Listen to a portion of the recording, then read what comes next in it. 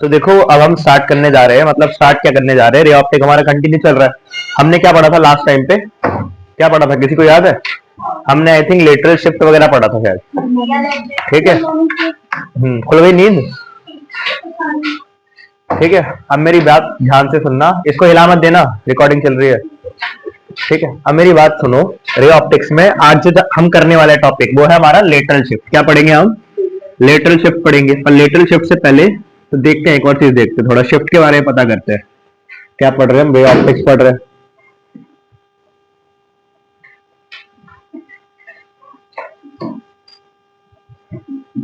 यहाँ पर देखो, सबसे पहले मान ले यहाँ पे मेरा कोई ऑब्जेक्ट रखा है। क्या रखा है यहाँ पे? मेरा कोई ऑब्जेक्ट है। अगर ऑब्जेक्ट से लेट से मैंने बोला कुछ ऐसे करके इंसिडेंट रे गई, क्या गई? इंसिडेंट रे इस तरफ से गई, तो ये मान ले यू जा रही थी एकदम सीधी इंसिडेंट रे। और अगर मैंने इसके बीच में कोई ग्लास स्लैब रख दिया, क्या रख दिया मैंने इसके बीच में? कोई ग्लास स्लैब रख दिया, तो क्या यू जाएगी? यू तो नहीं जाएगी। क्या करेगी? रिफ्रैक्ट करेगी। तो मान ले इस सरफेस पे मैंने बना दिया नॉर्मल। क्या बना दिया मैंने यहाँ पर? नॉर्मल बना दिया। अब ऐसा मैंने बोल दिया ये जो है डेंसर मीडियम है, होगा ही, ऑब्वियसली बात है, ग्लास स्लैब रखा है ना, बाहर क्या है? एयर है, तो अंदर डेंसर मीडियम होगा, बाहर कैसा होगा हमारा? रेयर मीडियम होगा। तो यहाँ पर देखना, जैसे ही मेरी इंसिडेंट रे गई, ये क्या कर जाएगी? अंदर जाकर इस पाथ पे चली जाएगी कहीं ना कहीं, मतलब क्या हो जाएगी? नॉर्मल के पास आ जाएगी। नॉर्मल की क्या आ जाएगी? पास आ जाएगी, रिफ्रैक्ट होके। अगर ये मेरा एंगल ऑफ इंसिडेंस है, ये क्या हो जाएगा? एंगल ऑफ डिफ्रैक्शन हो जाएगा। यहाँ पर फिर मैं नॉर्मल बनाऊंगा। अब का डेंसर से रेयर में जा रही है, तो जाना कहाँ चाहिए था? इसे यहाँ जाना चाहिए था, पर जाएगी कहाँ? देखो, जाना कहाँ चाहिए था? एकदम सीधा जाना चाहिए था, पर जाएगी कहाँ पर? इस पाथ पे जाएगी, नॉर्मल से दूर जाएगी ना। अब की बार ये है हमारी रिफ्लेक्टेड रे, यानी कि रिफ्लेक्टेड रे हमें आती कहां से दिखाई देगी? देखो, रिफ्लेक्टेड रे हमें वापस आती दिखाई देगी किसी इस वाले पाथ से, यहां से आती दिखाई देगी। तो हमारी जो इमेज फॉर्म होगी, ऑब्जेक्ट हमारा ये रहा, और इमेज कहां पे फॉर्म हो रही है? यहाँ पर फॉर्म हो रही है। देखो इधर छोटा लिखता हूँ थोड़ा, ये क्या था? अपना ऑब्जेक्ट था, और ये क्या फॉर्म हुई है? हमारी इमेज फॉर्म हुई है। इसका मतलब हमारा कुछ ना कुछ शिफ्ट आ गया। पहले हमारा ऑब्जेक्ट यहाँ पे था, इमेज कहाँ पे बन रही है? इस डिस्टेंस पे बन रही है। लेट से ऐसा बोल देता हूँ, ये जो ग्लास स्लैब था ना, इसकी जो थिकनेस थी वो कितनी थी? कुछ टी थिकनेस थी। कितनी थिकनेस थी इसकी? टी थिकनेस थी। हमारा जो ऑब्जर्वर है यहाँ पे बैठा है, तो हमें पता करना है कि ऑब्जर्वर को इमेज कितनी दूर दिखेगी। अगर ऑब्जेक्ट यहाँ पर है तो इमेज कितनी दूर दिखेगी? मैंने इसे बोल दिया, जो ऑब्जेक्ट था हमारा, इसका जो डिस्टेंस था ग्लास स्लैब से वो था डी। कितना था? डी डिस्टेंस था। और हमारी जो इमेज बन रही है वो इस वाले पॉइंट पे बन रही है, यानी कि ये चीज क्या हो जाएगी? शिफ्ट हो जाएगा। ये क्या हो जाएगा हमारा? शिफ्ट इन इमेज हो जाएगा। अरे इनिशियली तो यही बनती है ना, अगर ग्लास स्लैब नहीं होता तो हमें कहां से आती दिखाई देती? इसी पॉइंट से आती दिखाई देती, यानी कि हमारी इमेज में यही बनती। अब हुआ क्या है? ग्लास स्लैब की वजह से ये जो रिफ्लेक्टेड रे ये दूसरे पाथ पे चली गई, तो मैं यहाँ से आती दिखाई देगी, यानी कि ऑब्जर्वर को इमेज का दिखेगी, यहाँ पर दिखेगी। ये कौन है हमारा? ऑब्जर्वर। तो शिफ्ट इन इमेज हुआ है। ये शिफ्ट इन इमेज निकालेंगे कैसे? सबसे पहले हम बात करते हैं, जो डी अपरेंट दिख रहा है ना हमें, ऑब्जर्वर को यहाँ पे दिखेगी इमेज, और असलियत में कहाँ पे था? मतलब ऑब्जेक्ट कहाँ दिखेगा? यहाँ दिखेगा ऑब्जर्वर को, और रखा कहाँ था? यहाँ पर था। तो हम सबसे पहले बात करेंगे कि ऑब्जर्वर को कितनी दूर दिखेगा। D apparent. डी अपरेंट किसके बराबर होता है? ऑब्जर्वर का रिफ्रैक्टिव इंडेक्स लिखते हैं डी अपरेंट के नीचे, लिखते नहीं लिखते? तो लेट से जो ऑब्जर्वर है इसका रिफ्रैक्टिव इंडेक्स लिख लिया मैंने म्यू1, ऐसे लिख सकता हूं मैं। ये डी अपरेंट छोड़ो, अभी तो एयर है ना यहाँ पर, तो डी अपरेंट के नीचे के लिखोगे? 1 लिखोगे, इक्वल्स टू में आप क्या प्लस करते हो? देखो, एयर वाला तो एज इट इज प्लस कर दोगे डिस्टेंस, एयर वाले में फर्क थोड़ी पड़ता है। और ग्लास स्लैब वाले को किससे डिवाइड कर दोगे? उसके रिफ्रैक्टिव इंडेक्स से। ये हमारा डी अपरेंट आ गया। अच्छा, डी रियल क्या हो जाएगा हमारा? रियल डिस्टेंस ऑब्जेक्ट का, रियल डिस्टेंस हो जाएगा डी प्लस में टी। यही तो हो जाएगा। अरे असली डिस्टेंस तो यही हो जाएगा ना, डी और प्लस में टी। असली तो यही डिस्टेंस है हमारे ऑब्जेक्ट का। तो यहाँ पर देखना शिफ्ट कितना निकल के आया। अगर मेरे को शिफ्ट निकालना है कि शिफ्ट इन इमेज कितना हुआ है, मतलब ऑब्जर्वर को ऑब्जेक्ट कितनी दूर दिख रहा है, कितना शिफ्ट हुआ है उस पोजीशन में, तो उसको हम लिखेंगे D real minus D apparent. पूरी डिस्टेंस में से हम क्या माइनस कर देंगे? अपरेंट वाला माइनस कर देंगे। D real minus D apparent. D real हमारा कितना था? डी प्लस में टी था, नहीं था? और माइनस कर देंगे इसमें से हम डी प्लस में टी अपॉन में म्यू। जब मैं ब्रैकेट हटाऊंगा तो ये क्या बचेगा? डी प्लस में टी माइनस में डी, और ये क्या बचेगा? माइनस टी बाय म्यू बचेगा। डी से डी कट गया। अब देखो यहाँ पे जो हमारा शिफ्ट निकल के आ रहा है, क्या निकल के आ रहा है? शिफ्ट निकल के आ रहा है। वो कितना निकल के आ रहा है? T minus T by mu. अब मैं देखो यहाँ पर भी क्या करूंगा मैं? टी को कॉमन ले लूंगा तो हमारा जो शिफ्ट का फॉर्मूला बनता है वो क्या बनता है, टी को बाहर लिया मैंने तो क्या बनेगा, वन अपॉन मतलब टी को बाहर लिया तो ब्रैकेट में क्या बचेगा, वन माइनस वन अपॉन में म्यू। ये फॉर्मूला याद रखना है किसका, शिफ्ट का। हाँ, समझ आया, इतनी समझ आ गई, शिफ्ट वाला फॉर्मूला समझ आया कैसे निकाला हमने। अब देखो ना यहाँ पर दो केस बनते हैं, यहाँ पर क्या हो जाएंगे हमारे दो केस बनते हैं, पहले इस चीज को नोट कर लो आराम से फिर हम लिखेंगे, जल्दी करो। फिर हम देखेंगे कन्वर्जिंग रे में क्या केस बनता है और डाइवर्जिंग रे में क्या केस बनता है। शाइनी क्यों नहीं आई, पता है किसी को?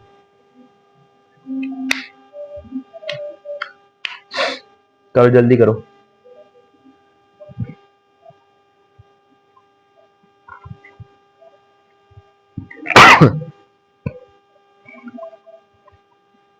तूने कर रखा है आरुष वाले?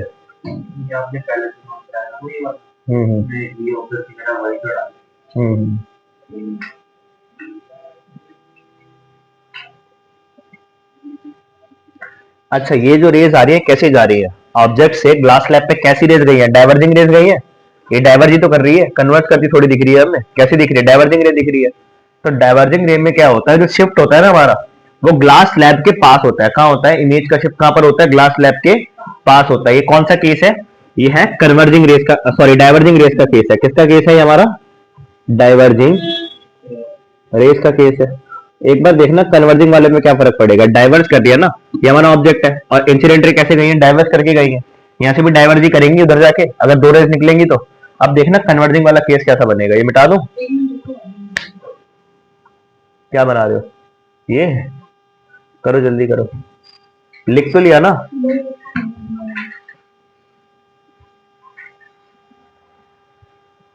आराम से आओ ना, नाश्ते आओ 9 बजे, सब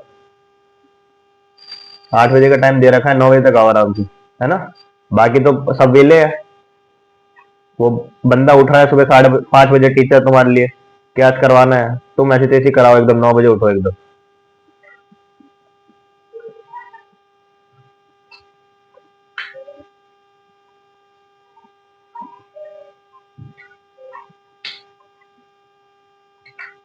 कितने दिन बचे पेपर में फिजिक्स के, 13 हो गई आज, कब पेपर 21 को, कितने दिन हो गए,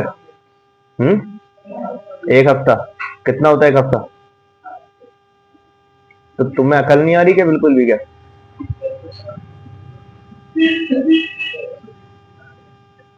मैंने बोला फिजिकल स्टार्ट।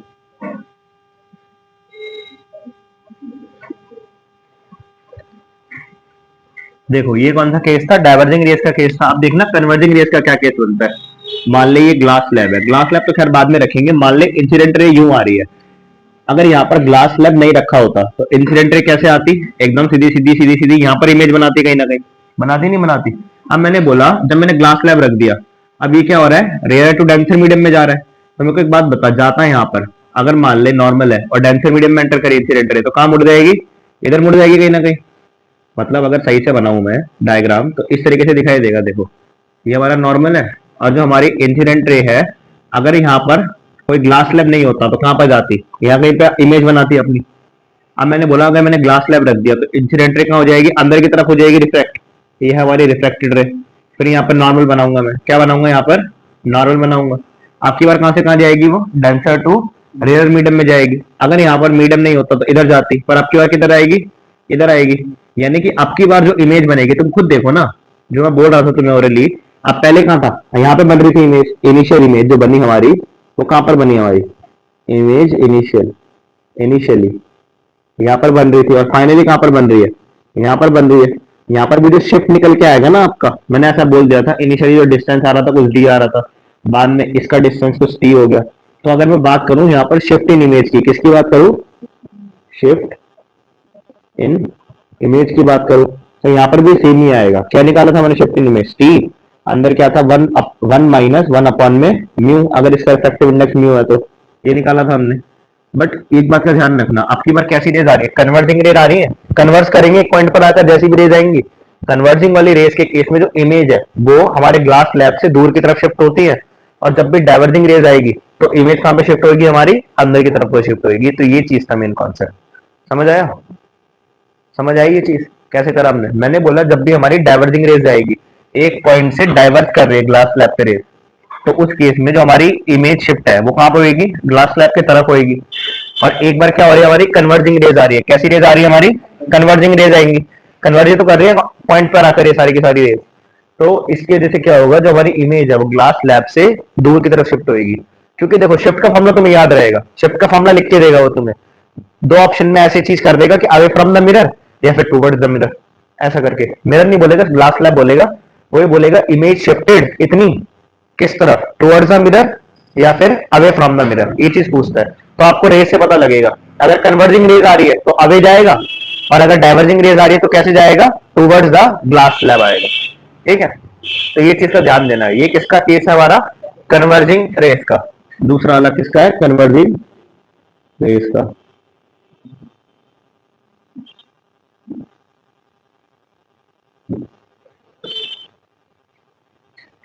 करो जल्दी, फिर हम स्टार्ट कर रहे हैं TIR, टोटल इंटरनल रिफ्लेक्शन। आज कंडीशन एक ही है। हम्म क्रिटिकल एंगल से बड़ा एंगल होगा तो टोटल इंटरनल रिफ्लेक्शन हो जाता है। बट कंडीशन यही है कि देखो सबसे पहले तो मीडियम के ऊपर बात करते हैं कि कौन से मीडियम से कौन से मीडियम में जाना चाहिए, तभी टोटल इंटरनल रिफ्लेक्शन आएगा हमारा। तो उस केस में क्या होना चाहिए, डेंसर से रेयर में जाना चाहिए। उसका फील दिलाऊंगा अभी क्यों होना चाहिए ऐसा, रेयर से डेंसर क्यों नहीं जाना चाहिए। ये मस्त कंडीशन होती है वैसे तो TIR की। और दूसरा वही बताया कि जो हमारा इंसिडेंट एंगल होगा वो क्रिटिकल एंगल से ज्यादा होना चाहिए। आप क्रिटिकल एंगल पता होना चाहिए उसके लिए, क्रिटिकल एंगल क्या होता है। तो क्रिटिकल एंगल देखते हैं एक बार। क्रिटिकल एंगल ऐसा एंगल है जिसमें आपकी ग्रेजिंग एमरजेंस आती है। ग्रेजिंग एमरजेंस का मतलब जो आपकी रिफ्लेक्टेड रे जाएगी ना, वो सरफेस के ही पैरेलल हो जाएगी। अभी बताता हूँ किस तरीके से, ये नोट हो गया ना सबका। देखना यहाँ पर अभी TIR को सही से पढ़ते थोड़ा, उसकी वही पढ़नी है मैं एप्लीकेशन, एक ऑप्टिकल फाइबर भी पढ़ना है। ठीक है, हाँ ऑप्टिकल फाइबर पढ़ेंगे फिलहाल, तो बाद में बाकी देखेंगे। देखो टॉपिक डालना TIR, TIR की फुल फॉर्म क्या होती है, total internal reflection. Total internal reflection. अब देखो TIR हम जब भी करवाएंगे ना, तो TIR के लिए पहली कंडीशन देख, मैं तुम्हें गलत पढ़ाता हूँ पहले ताकि तुम्हें समझ आ पाए। अच्छा चलो कोई बात नहीं, सही से स्टार्ट करते हैं। TIR में जो मस्ट कंडीशन है ना, सबसे पहले जो हमारी इंसिडेंट रे है, जो हमारी इंसिडेंट रे है,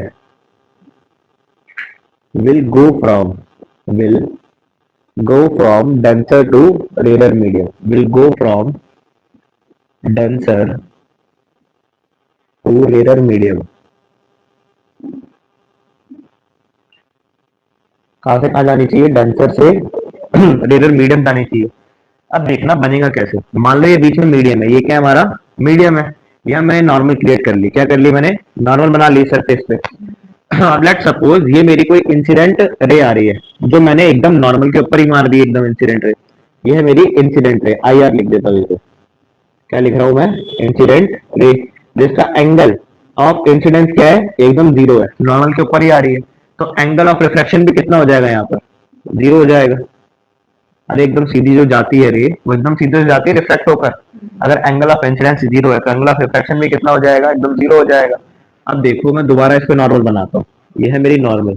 अब मैंने क्या करा, किसी एंगल पे इंसिडेंट करवा दिया हमारे इंसिडेंट पे। ये जो एंगल है लेट से मैंने बोल दिया एंगल ऑफ इंसिडेंस, क्या बोल दिया मैंने, एंगल ऑफ इंसिडेंस बोल दिया। अब देखो लेट से ये कुछ ना कुछ रिफ्लेक्ट होगी, तो सबसे इजी बात है, देख जाने का चाहिए थी, यहाँ पे जानी चाहिए थी। मैंने ऐसा बोल रखा नीचे कैसा मीडियम है, डेंसर मीडियम है। नीचे कौन सा मीडियम है हमारा, डेंसर मीडियम है। और ऊपर कैसा है, रेयर है। नीचे डेंसर हो गया, ऊपर आ गया हमारा रेयर मीडियम। तो देख कैसे जाएगी, अवे फ्रॉम द नॉर्मल जाएगी, टुवर्ड्स द नॉर्मल जाएगी, अवे फ्रॉम द नॉर्मल जाएगी। तो देखो हमारी रिफ्लेक्टेड रे यहाँ पे निकल जाएगी, ये है मेरी रिफ्लेक्टेड रे। और ये कितने एंगल बनाएगी नॉर्मल से, हम कुछ 8 एंगल बनाएगी, बनाएगी नहीं बनाएगी। अब क्या करेंगे हम, धीमे धीमे करके हमने इंसिडेंट एंगल को बड़ा करेंगे। क्या करेंगे, इंसिडेंट एंगल को हम अपने बड़ा करेंगे। अब मान लो ये मैंने दोबारा नॉर्मल बना ली। अब मैंने इंसिडेंट एंगल थोड़ा सा बड़ा कर दिया। क्या कर दिया? इंसिडेंट एंगल थोड़ा सा बड़ा कर दिया। अब मान लो ये ऐसा इंसिडेंट एंगल है। कैसा इंसिडेंट एंगल है? जिसमें हमारा जो ये एंगल रिफ्रैक्टेड रे है, ये इतनी ज्यादा मुड़ गई है, नॉर्मल से इतनी ज्यादा मुड़ जाएगी कि एकदम नॉर्मल की क्या हो जाएगी? परपेंडिकुलर हो जाएगी। नॉर्मल की क्या हो जाएगी? एकदम परपेंडिकुलर हो जाएगी। इस वाली लाइन पे आ जाएगी हमारी। ये कौन सी रे है? हमारी रिफ्रैक्टेड रे है। और ये एंगल कौन सा हो जाएगा? हमारा एंगल ऑफ डिफ्रैक्शन हो जाएगा। अच्छा, ये डेंसर मीडियम है, रेयर मीडियम है। डेंसर मीडियम का जो रिफ्रैक्टिव इंडेक्स है मान के चलता हूँ कुछ म्यू टू है, और रेयर का मान के चल रहा हूँ कुछ mu one.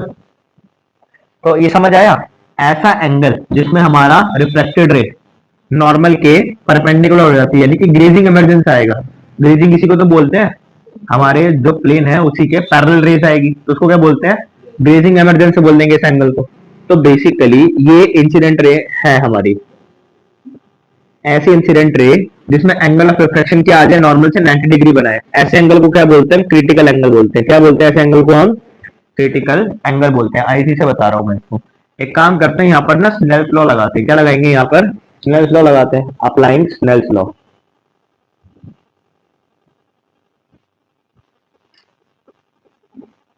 Applying Snell's law.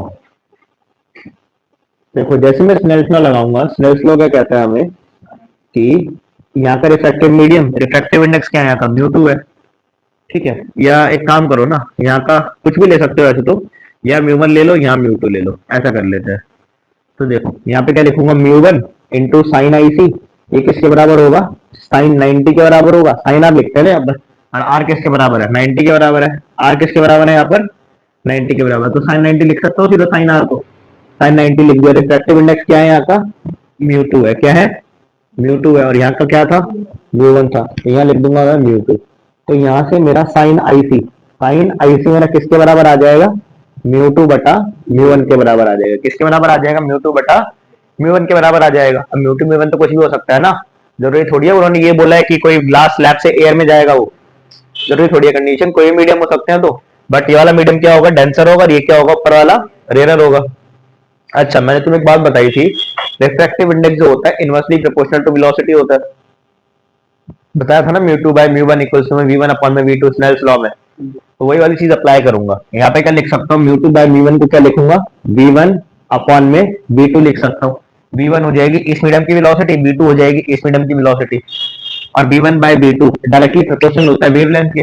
तो v one by v two को और क्या लिख सकता हूँ मैं? लैम्डा वन अपॉन में लैम्डा टू भी लिख सकता हूँ। क्या लिख सकता हूँ? लैम्डा वन अपॉन में लैम्डा टू भी लिख सकता हूँ। तो आपसे क्रिटिकल एंगल ना बहुत सारी चीजों के केस में पूछ सकता है।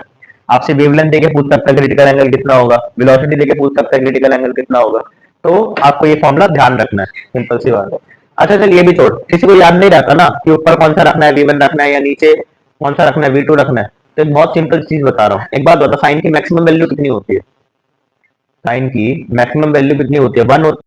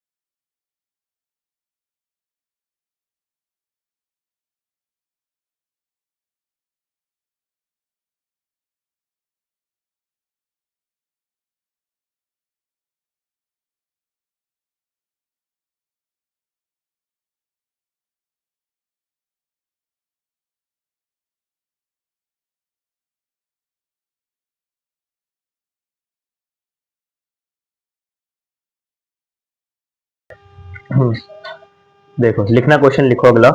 A light ray falls on a square glass, या लिख दूं क्वेश्चन, लिख के सॉल्व करा पाऊंगा ना फिर सही से।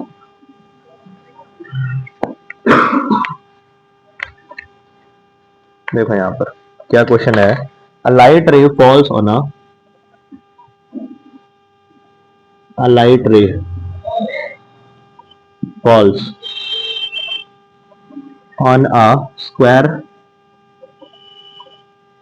on a square glass slab, on a square glass slab as shown in figure,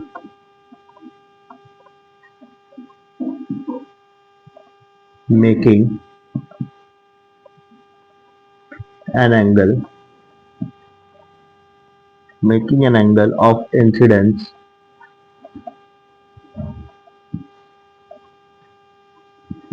45 degree, full stop.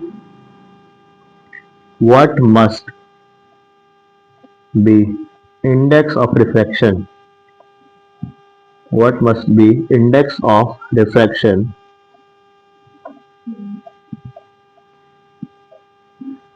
of glass if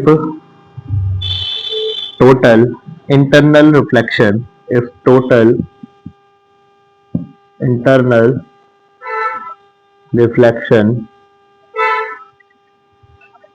occurs at the vertical face, occurs at the vertical face। चलो try करो एक बार।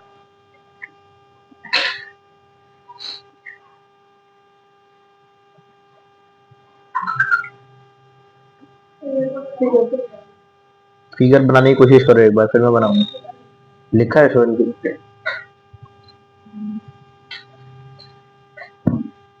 ये glass slab है अपना, ठीक है।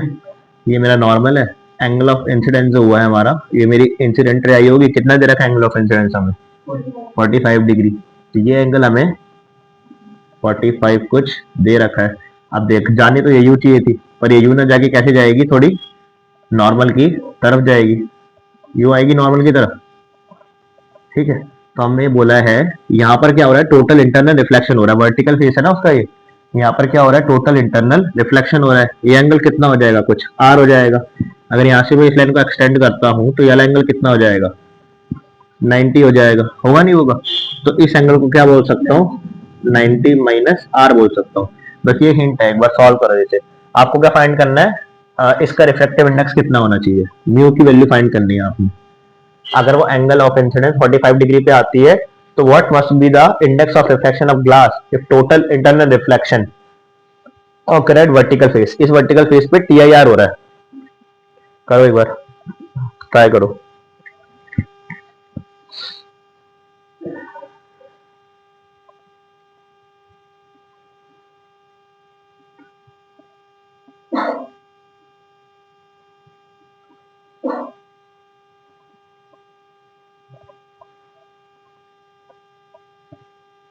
दो equation बनेंगे, एक बार ट्राई करो।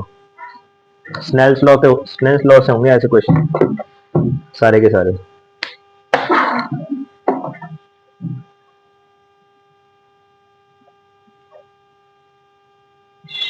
ऐसा क्वेश्चन तो आ सकता है पेपर में 3 मार्क्स में। कोई ऐसा जेई नीट वाला क्वेश्चन नहीं है, एनसीईआरटी में दे रखे हैं ऐसे क्वेश्चन। दो जगह स्नेल्स लॉ लगाओ, हिंट यही है। पहले ऊपर स्नेल्स लॉ लगा दो जहां से वो एंटर कर रहा है 45 डिग्री पे, और दूसरा स्नेल्स लॉ लगा दो वर्टिकल फेस पे उसकी।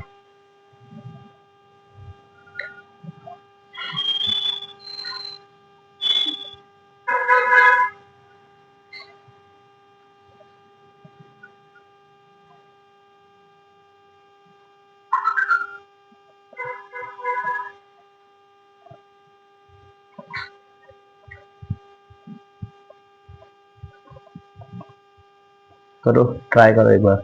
एक बार यहाँ स्नेल्स लॉ लगा दो, बाहर का एयर है तो रिफ्लेक्टिव इंडेक्स कितना, 1 हो जाएगा। यहाँ पर ही बाहर एयर है, रिफ्लेक्टिव इंडेक्स 1 हो जाएगा। यहाँ से म्यू कॉमन आएगा, यहाँ से म्यू कॉमन आएगा।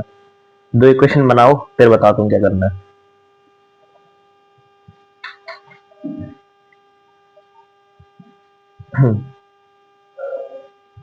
मैथ्स वालों को तो आता है घुमाना, घुमाओ थोड़ा इक्वेशन।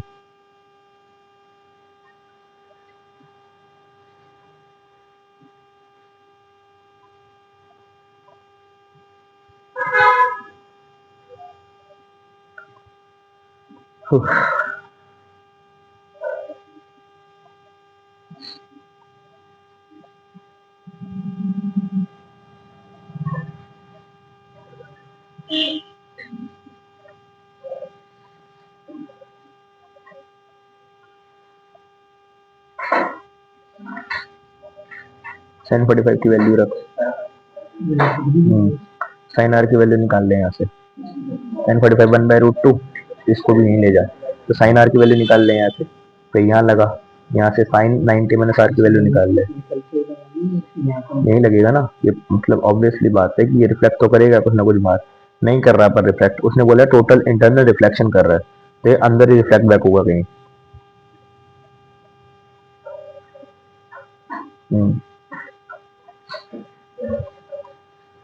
देखो अब यहाँ देखो, सबसे पहले क्या करूंगा मैं, लेट से ये मेरा पी पॉइंट है, इसको मैंने बोल दिया ये पी पॉइंट, और इसको मैंने बोल दिया लेट से ओ पॉइंट। तो सबसे पहले लगाएंगे applying Snell's law at point P. देखना यहाँ पर, applying Snell's law at point P. सबसे पहले पॉइंट पी पे स्नेल्स लॉ लगाते हैं, तो क्या लिखूंगा यहाँ पर मैं, रिफ्रैक्टिव इंडेक्स एयर का 1, और वहां क्या लिखूंगा मैं, साइन 45 लिखूंगा, है ना। अंदर मेरा एंगल ऑफ रिफ्लेक्शन कितना दे रखा है, साइन आर दे रखा है, और अंदर का रिफ्रैक्टिव इंडेक्स कितना दे रखा है, म्यू दे रखा है। और साइन 45 की वैल्यू कितनी होती है, 1/√2 होती है। ये आ जाएगा साइन आर।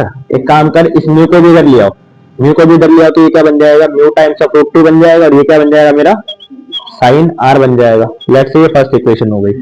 अब एक काम करो, applying Snell's law at point O, applying Snell's law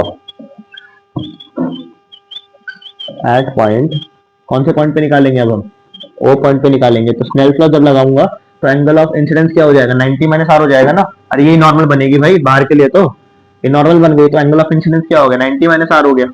तो यहाँ पर मैं लिखूंगा, पहली बात तो अंदर का रिफ्रैक्टिव इंडेक्स कितना है, म्यू दे रखा है, और साइन आई कितना हो जाएगा, साइन 90 माइनस आर हो जाएगा। बाहर का रिफ्रैक्टिव इंडेक्स कितना है, 1 है, और बाहर का अगर मैं लिखूं यहाँ पर मैं ऐसा मान के चल रहा हूँ क्रिटिकल एंगल है, तो बेसिकली एंगल यहाँ पर रिफ्रैक्ट कहाँ पे करेगा, क्रिटिकल एंगल, क्रिटिकल एंगल का केस मान के चलते हैं ना टीआईआर में हम, ठीक है। तो ये रिफ्रैक्टेड रे मेरी, ऐसा मान के चलूंगा इस वाले केस में, तो कितना एंगल बनाएगी नॉर्मल से, 90 बनाएगी। तो यहाँ लिख दूंगा साइन 90, इस तरीके से चलेगा। तो यहाँ से मैं क्या लिख सकता हूँ, मेरी साइन 90 माइनस आर की वैल्यू कितनी आ रही है, साइन 90 माइनस आर की वैल्यू आ रही है 1/म्यू, यही तो आएगी। अब देखो साइन 90 माइनस आर को क्या लिख सकता हूँ, मैथ्स वालों बताना जरा, कॉस आर लिख सकता हूँ, इसको फंक्शन चेंज हो जाएगा, तो इसको लिखूंगा मैं कॉस आर इक्वल्स टू में 1/म्यू, ऐसे लिख सकता हूँ, कोई दिक्कत। अब ये हो गई हमारी सेकंड इक्वेशन। अब देखो कैसे सॉल्व होगा, म्यू की वैल्यू कैसे निकलेगी मैं बताता हूँ। दोनों को करो क्या, आप स्क्वायर करके ऐड कर दो, क्या कर दो, स्क्वायर करके ऐड कर दो। यहाँ पर आपको क्या करना है, फर्स्ट का स्क्वायर कर दो, प्लस में मतलब दोनों का स्क्वायर करके आपने ऐड करना है, फर्स्ट इक्वेशन का भी और सेकंड इक्वेशन का भी। जब मैं इसका स्क्वायर करूंगा तो ये बनेगा साइन स्क्वायर आर, और क्या बन जाएगा, कॉस स्क्वायर आर बन जाएगा। तो इस साइड में लिखूंगा साइन स्क्वायर आर, प्लस में यहाँ पे क्या लिखूंगा मैं, कॉस स्क्वायर आर। ये किसके बराबर हो जाएगा, इसका स्क्वायर करूंगा तो ये क्या बन जाएगा, 1/म्यू का स्क्वायर, मतलब 1/2 म्यू का स्क्वायर बन सकता है। तो ये बन जाएगा 1/2 टाइम्स ऑफ म्यू का स्क्वायर, और यहाँ क्या बनेगा नीचे, ये क्या बन जाएगा, 1/म्यू का स्क्वायर बन जाएगा। कोई दिक्कत यहाँ से। अच्छा तो एक बात बताइए, क्या हो जाएगा, साइन स्क्वायर आर प्लस में 1 हो जाएगा। तो 1 इक्वल्स टू में एक काम करो ना, यहाँ से और क्या कॉमन ले सकते हो, यहाँ से 1/म्यू स्क्वायर कॉमन ले लो। तो 1/म्यू स्क्वायर को कॉमन ले लिया मैंने, अंदर क्या बचा, 1/2 प्लस में 1, यानी कि क्या बचा, 3/2 बचा। इस 3/2 को इधर ले आओ, क्या बन जाएगा, 2/3 बन जाएगा। एक काम करो ना, इसको इधर ले आओ म्यू स्क्वायर को, तो यहाँ से क्या लिख सकता हूँ, म्यू स्क्वायर किसके बराबर हो जाएगा, 3/2 के बराबर हो जाएगा। तो म्यू किसके बराबर हो जाएगा, अंडर रूट में 3/2। बढ़िया क्वेश्चन था ना ये।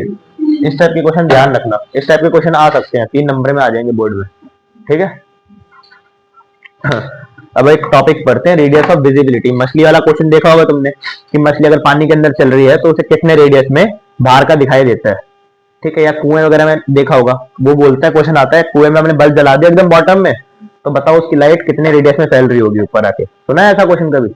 कभी देखा ही नहीं ऐसा क्वेश्चन, बोर्ड में आता है ऐसा क्वेश्चन, अभी जो कराऊंगा मैं, देखना। रेडियस ऑफ विजिबिलिटी बोलते हैं उसको।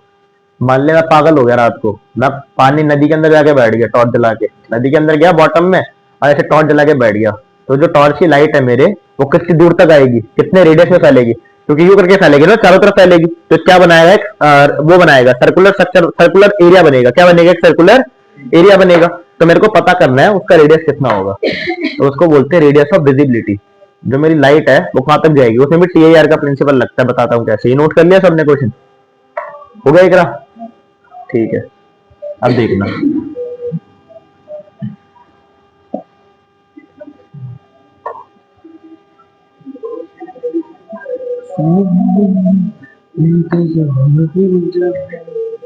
अब देखना यहाँ पर सबसे पहले होगा क्या, मान लो ये मेरा पानी का सरफेस है, ये क्या है? मेरा पानी का सरफेस है, और मैं यहाँ पे जाके बैठ गया नीचे, मैंने बल्ब जला दिया यहाँ पे जाके। क्या कर दिया मैंने? ऐसे बल्ब जला दिया, तो देखो इसकी लाइट जो है चारों तरफ निकलेगी, नहीं निकलेगी?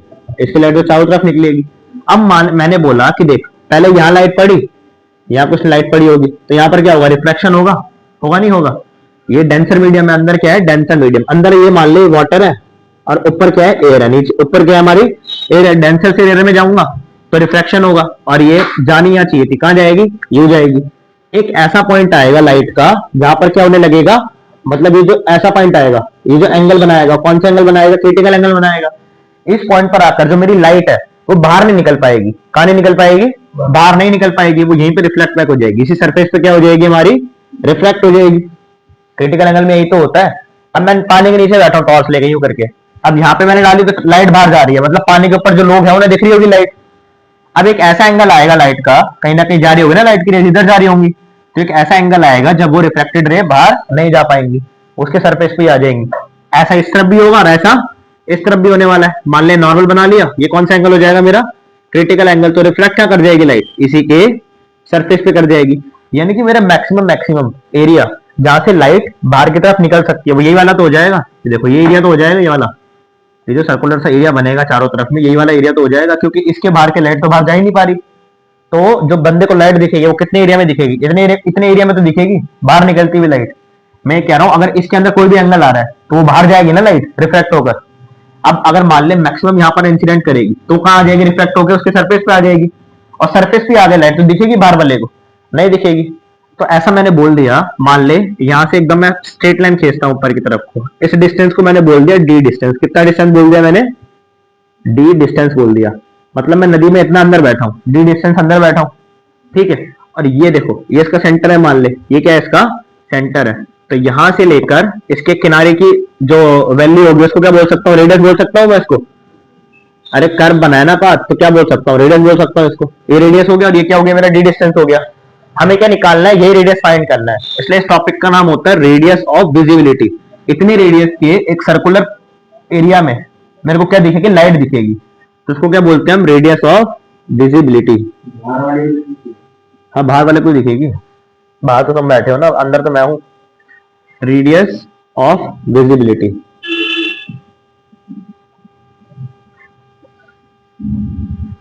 अब देखो, रेडियस ऑफ विजिबिलिटी निकालने के लिए हम क्या कर सकते हैं? अगर देखो ये एंगल आईसी है हमारा, तो ये एंगल भी कितना हो जाएगा? आईसी हो जाएगा। बड़ा बन गया बट आईसी ही रहेगा वाला एंगल भी। अगर ये आईसी, ये भी क्या रहेगा? हमारा क्रिटिकल एंगल ही रहेगा। तो यहां से एक काम करो, यहां पर आप क्या करो, ऊपर क्या हमारी एयर है, एयर का रिफ्रैक्टिव इंडेक्स कितना होता है? 1 होता है। ऐसा मान के चल रहा हूं, अंदर का रिफ्रैक्टिव इंडेक्स कुछ म्यू दे रखा है। क्या दे रखा है? कुछ म्यू दे रखा है। ये एयर का रिफ्रैक्टिव इंडेक्स लिखा है मैंने, कितना होता है यहाँ पे? 1 होता है। तो यहाँ पे अगर मैं स्नेल्स लॉ लगाऊं, क्या लगाता हूं यहाँ पर मैं? Snell's law, applying Snell's law. तूने पहले पढ़ नहीं रखा है पे? देखो स्नेल्स लॉ लगाएंगे तो यहाँ पर क्या लिखेंगे? देखो साइन आईसी लिखेंगे और म्यू से मल्टीप्लाई कर देंगे। ये किसके बराबर हो जाएगा? साइन 90। और किससे मल्टीप्लाई कर देंगे? 1 से मल्टीप्लाई कर देंगे। यानी कि यहां से हमारी साइन आईसी की वैल्यू कितनी आ रही है? 1 बाय म्यू। कितनी आ रही है? 1 बाय म्यू आ रही है। ये हो गई हमारी फर्स्ट इक्वेशन। अब देखो इस वाले ट्रायंगल में आ जाओ, इस वाले ट्रायंगल में अच्छा एक बात बता, अगर ये पूरा वैल्यू आर है और ये पूरी वैल्यू कितनी है, डी है, तो यहां से लेकर यहाँ का डिस्टेंस कितना हो जाएगा? अगर इस डिस्टेंस की मैं बात करूं, ये छोड़ो अभी, अगर मैं यहां से यहाँ के डिस्टेंस की बात करूं तो हाइपोटेन्यूज तो बन गया ये। इसको क्या लिख सकता हूं मैं? अंडर रूट के अंदर आर स्क्वायर प्लस में डी का स्क्वायर लिख सकता हूँ। तो इस वाले ट्रायंगल में एक काम करो, इस वाले ट्रायंगल में ना मेरे को हाँ साइन आईसी की वैल्यू निकाल के दिखाओ। साइन क्या होता है? Perpendicular upon hypotenuse. परपेंडिकुलर कितना है हमारा? आर है, और हाइपोटेन्यूज कितना है? ये है हमारा। तो साइन आईसी को लिख सकता हूं मैं आर, और नीचे क्या लिखूंगा? अंडर रूट में आर का स्क्वायर प्लस में डी का स्क्वायर। इसको बोल दिया मैंने सेकंड इक्वेशन। आप क्या करेंगे? फर्स्ट और सेकंड इक्वेशन दोनों साइन आईसी के बराबर है, तो दोनों को इक्वेट कर दो। Equation one equals to equation two, equation one equals to equation two. तो यहां से क्या लिख सकता हूं मैं? आर अपॉन में under root of R square plus में डी स्क्वायर, ये किसके बराबर हो जाएगा? वन अपॉन में म्यू के बराबर हो जाएगा। होगा नहीं होगा? तो एक काम करो, स्क्वायरिंग बोथ साइड कर दो। क्या कर दो? स्क्वायरिंग बोथ साइड, दोनों साइड स्क्वायर कर दो। क्योंकि हमें यहां से किसकी वैल्यू निकालनी है? रेडियस की वैल्यू निकालनी है। कितने रेडियस का वो बनेगा, कितने रेडियस में हमारी लाइट दिख सकती है बाहर? Squaring both side. जैसे मैं स्क्वायर करूंगा बोथ साइड, ये क्या बन जाएगा? आर स्क्वायर बन जाएगा। ये क्या बन जाएगा? आर स्क्वायर प्लस में डी का स्क्वायर। ये क्या बन जाएगा? वन अपॉन में म्यू का स्क्वायर। एक काम करो, क्रॉस मल्टीप्लाई कर दो। ये बन जाएगा R square mu square equals to में आर स्क्वायर प्लस में डी का स्क्वायर। इसको ऊपर सॉल्व कर रहा हूँ यहाँ पे। ठीक है, तो एक काम करो, आर को इधर ले आओ। जैसे जैसे आप आर स्क्वायर को इधर लाओगे, आर स्क्वायर कॉमन ले लोगे, यहाँ से क्या बचेगा? म्यू स्क्वायर माइनस वन बचेगा। तो यहाँ से मैंने आर स्क्वायर को लेकर आया, आर स्क्वायर को कॉमन ले लिया, तो क्या बचा? Mu square minus one equals to में यहाँ क्या बच जाएगा? डी का स्क्वायर। ये तो बचेगा। अब एक काम करो, रेडियस के स्क्वायर को इधर रहने दो, इसको नीचे डिवाइड में ले जाओ। तो रेडियस का स्क्वायर इक्वल्स टू में डी का स्क्वायर, और नीचे क्या आ जाएगा? म्यू का स्क्वायर माइनस वन। अब रेडियस का जो स्क्वायर है उसको उधर भेज दो, रेडियस की वैल्यू आ जाएगी। तो हमारे जो रेडियस की वैल्यू आएगी निकल के, देखो अंडर रूट आएगा डी स्क्वायर के ऊपर, तो क्या निकलेगा बाहर? डी निकल जाएगा, और नीचे बचेगा अंडर रूट में म्यू स्क्वायर माइनस वन। यह आ रहा है हमारा रेडियस ऑफ विजिबिलिटी का फॉर्मूला। डायमेंशन मैच करा लो ना। म्यू तो रिफ्रैक्टिव इंडेक्स होता है, उसकी कोई डायमेंशन होती नहीं अपनी। डी है, आर क्या है? हमारा डिस्टेंस होगा कुछ ना कुछ मीटर में, और सामने क्या आ रहा है? डिस्टेंस आ रहा है, यानी कि डायमेंशन मैच हो गई। तो ऐसे फॉर्मूला याद रखना, radius of visibility equals to में डी। डी कौन सा डिस्टेंस था? जितना नीचे बैठा हुआ था वो पानी के, डी, और नीचे क्या आ जाएगा? अंडर रूट में म्यू का स्क्वायर माइनस वन। और म्यू क्या है? इसका रिफ्रैक्टिव इंडेक्स, जो हमारा डेंसर मीडियम था। नोट करो एक बार ये।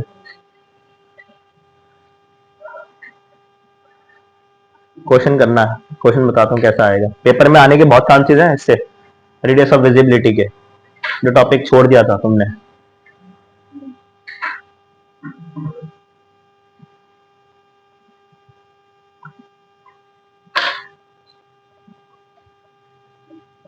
आया समझ? ठीक है, क्वेश्चन लिखना। अ डिस्क इज प्लेस्ड, या लिखो क्वेश्चन। ये नोट तो कर लिया ना तुमने? कुछ रह रहा है आरुष?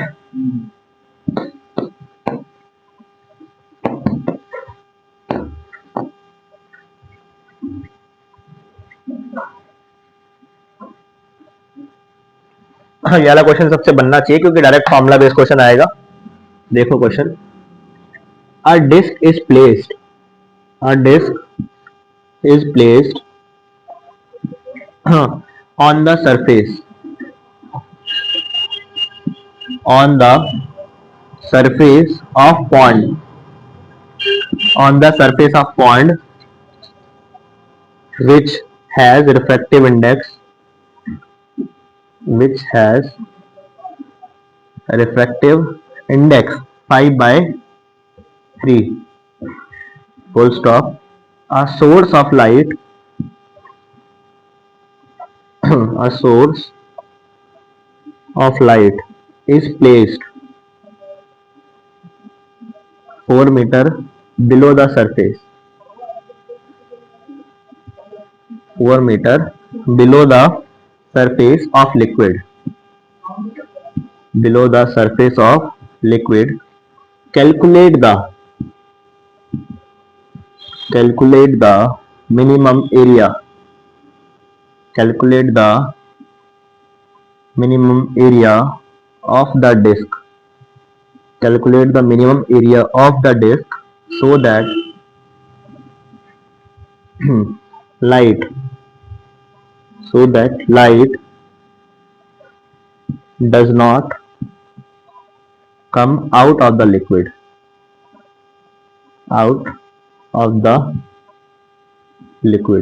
चलो अटेम्प्ट करो इस क्वेश्चन को। हाँ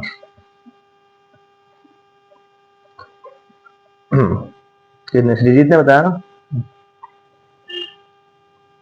सिंपल सा क्वेश्चन है, मतलब आपको अगर फॉर्मूला याद है तो इजी आंसर निकल सकता है। 9 पाई, रेडियस निकाल लो और एरिया क्या होता है, पाई आर स्क्वायर होता है, मल्टीप्लाई कर देना। रेडियस मेन चीज थी निकालना।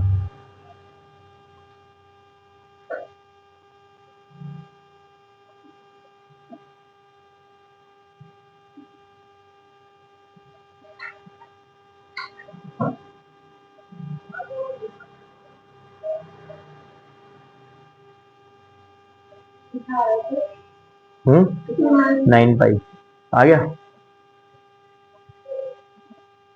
और किसी को डाउट है तो पूछ सकता है क्वेश्चन में भी। क्वेश्चन वोश्चन पे तो ध्यान देते नहीं है, जो डायरेक्ट फॉर्मुला बेस है ना, हमें समझ आ जाएगी कौन सा टॉपिक से है। बस आप फॉर्मुला उठाओ, जो चीज काम की है वो उठाओ। जैसे क्या क्या चीजें काम की है, एक रिफ्रैक्टिव इंडेक्स काम का है, एक डिस्टेंस काम का है। डिस्टेंस हमें कितना दे रखा है, 4 मीटर दे रखा है। रिफ्रैक्टिव इंडेक्स कितना दे रखा है, 5/3 दे रखा है। ये दो चीजों का काम किया अपने, हो गया आंसर इन्हीं से। फॉर्मुला बेस्ड क्वेश्चन में ज्यादा दिमाग नहीं लगाते, क्या पूछा है क्या पूछ रहा है। मेन चीज ये है कि क्या पूछा है, एरिया पूछा है, ये चीज देख लिया ज्यादा से ज्यादा। और क्या दे रखा है, डिस्टेंस दे रखा है, डी की वैल्यू दे रखी है, आर की वैल्यू फाइंड करनी पड़ेगी हमें, रिफ्रैक्टिव इंडेक्स दे रखा है, इजीली सॉल्व हो जाएगा। हो गया आरुष, आ गया। हाँ, जिनका नहीं आया उनके लिए एक बार सॉल्व कर देता हूँ। नहीं आ रहा क्या अर्जुन आंसर, ये देखो ना, अगर हमें यहाँ पर आंसर निकालना है तो सबसे पहले तो रेडियस ऑफ विजिबिलिटी निकालना पड़ेगा। रेडियस ऑफ विजिबिलिटी का फॉर्मूला अभी बताया है, सामने डिस्टेंस आता है और अंडर रूट में क्या आता है यहाँ पर, म्यू स्क्वायर माइनस 1 आता है। रेडियस निकालेंगे पहले, तो डिस्टेंस कितना दे रखा है, 4 दे रखा है। अंडर रूट में म्यू कितना दे रखा है, 5/3 का स्क्वायर -1। 5/3 का स्क्वायर कितना हो जाएगा, 25/9 हो जाएगा। इसमें से -1 करेंगे, ले लो एलसीएम, तो जो हमारा रेडियस आ जाएगा, कितना आ रहा है रेडियस निकल के, हाँ रेडियस निकल के आ रहा है 16/9। ठीक है, रेडियस आपका आ जाएगा 3 मीटर। ठीक है, अगर आपका रेडियस 3 मीटर आ गया तो आपका जो एरिया होता है वो कितना होता है, पाई आर का स्क्वायर होता है, तो आ गया एरिया 9 पाई, 9 पाई मीटर स्क्वायर। ठीक है, कोई डाउट इसमें आप, सही है ना, इजी क्वेश्चन था ये, कोई दिक्कत इसमें। अब हम निकालेंगे velocity of image in refraction. क्या निकालेंगे, velocity of image in refraction. हो गया वाला सबका, दिख रहा, आ गया समझ। टी आई आर हुआ तुम्हारा खत्म। अच्छा वो ही पढ़ाएंगे ना, पहले वो कर लेते हैं, ऑप्टिकल फाइबर ही पढ़ लेते हैं पहले।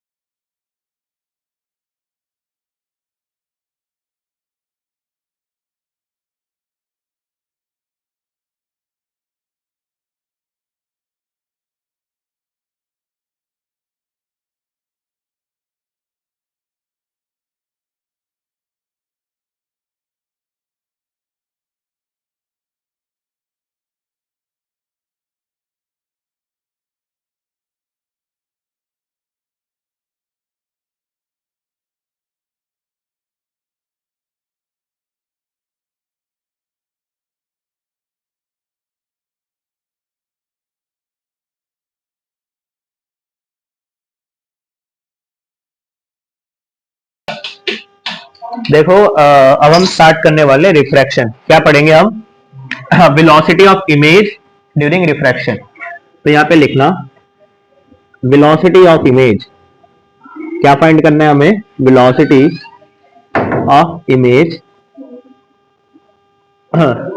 During refraction.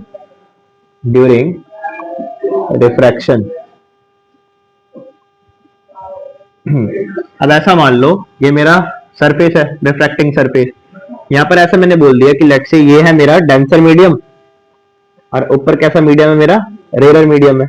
मैंने ऐसा बोला जो मेरा ऑब्जेक्ट है वो कहाँ रखा है? यहाँ से किसी डी डक पे रखा है नीचे। ठीक है, पहला केस पढ़ेंगे। इसमें दो केस होते हैं, एक बारी रिफ्रैक्टिंग सरफेस के पैरेलल चलता है ऑब्जेक्ट और एक बार कैसे चलता है? उसके परपेंडिकुलर चलता है। तो केस वन है object is moving parallel to the surface. Object is moving parallel. Object is moving parallel to refracting surface.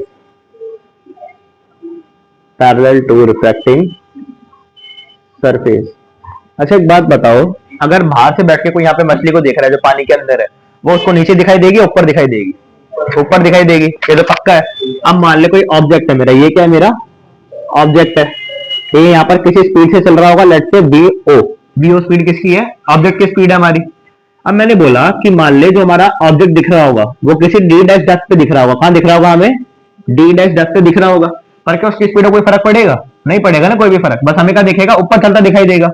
तो बेसिकली यहाँ पर जो हमारी वेलोसिटी ऑफ इमेज बनेगी ना, क्या बनेगी हमारी वेलोसिटी ऑफ इमेज? पूरा लिख देता हूँ।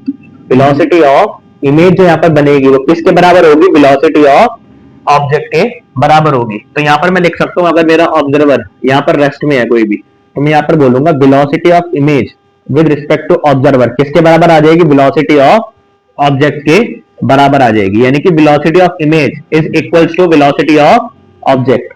इस वाले केस में जब वो पैरेलल चल रहा होता है सरफेस के, तो क्या बोलूंगा यहाँ पर? वेलोसिटी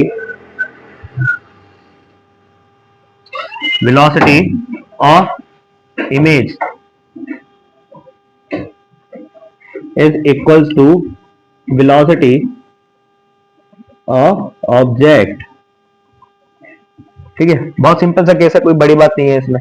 अब सेकंड केस थोड़ा देखेंगे। सेकंड केस में थोड़ा होगा कि कुछ लगेगा हमें कि कुछ पड़ा है, इसमें तो कुछ भी नहीं था, सेम ही रहेगा। जिस स्पीड से हमारा ऑब्जेक्ट चल रहा है उसी स्पीड से कौन चलेगी? हमारी इमेज चलेगी। अगला केस समझना, अगले केस में क्या होगा यार? समझ आ गया सबको? हाँ, नोट कर लिया? करो जल्दी, नोट करो।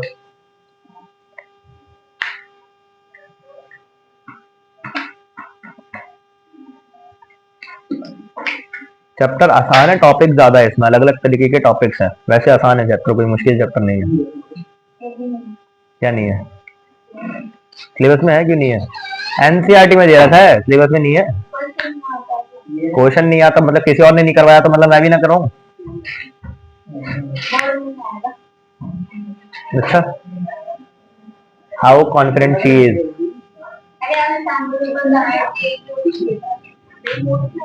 कराना तो पड़ेगा ना भाई। अब तुम्हारी पढ़ाई खत्म थोड़ी करोगे, 12th के बाद शादी थोड़ी कर रहे हो सीधा, आगे भी तो पढ़ोगे। आ जाएगा कहीं ना कहीं, काम तो आएगा ही तुम्हारे। बातें मत करो, काम तो आएगा कहीं ना कहीं। जे तो निकालोगे, सीईटी तो दोगे, सीईटी में आ जाएगा, क्या करोगे? हाँ, मॉडरेट रहता है। हटा दो ये। अब देखना केस टू समझना। इसमें क्या करेगा? ऑब्जेक्ट जो है ना वो परपेंडिकुलर चलेगा टू द रिफ्रैक्टिंग सरफेस। देखो case two, case two object is moving, object is moving, देख लो इधर, object is moving perpendicular to the refracting surface, perpendicular to the refracting surface, refracting surface. इस वाले केस में समझने की कोशिश करना। मान लो हमारा ऑब्जेक्ट है, वो यूं नहीं चल रहा, कैसे चल रहा है? ऊपर की तरफ को चल रहा है, किसी v नॉट स्पीड से। कितनी स्पीड से? v नॉट या v ओ स्पीड से चल रहा है। तो एक बात बता, यहाँ पर जो वेलोसिटी ऑफ इमेज आएगी हम किस तरीके से फाइंड कर सकते हैं? पहले ना मेरे को डी एपरेंट का फॉर्मूला बता दो। ये डी डैश क्या होता है? डी एपरेंट तो होता है हमारा यानी कि अगर मैं तुमसे पूछूं कि डी एपरेंट, मैंने ऐसा बोल दिया कि लेट से यहाँ का मीडियम है कुछ म्यू, यहाँ का मीडियम म्यू वन बोल दिया और यहाँ का मीडियम मैंने बोल दिया कुछ म्यू टू, तो डी एपरेंट अपॉन में क्या लिखूंगा मैं यहाँ पर म्यू टू लिखूंगा, या फिर एक काम कर लो यहाँ का म्यू टू कर लो और यहाँ का म्यू वन कर लो, इस तरीके से लिख लो, कोई दिक्कत नहीं है।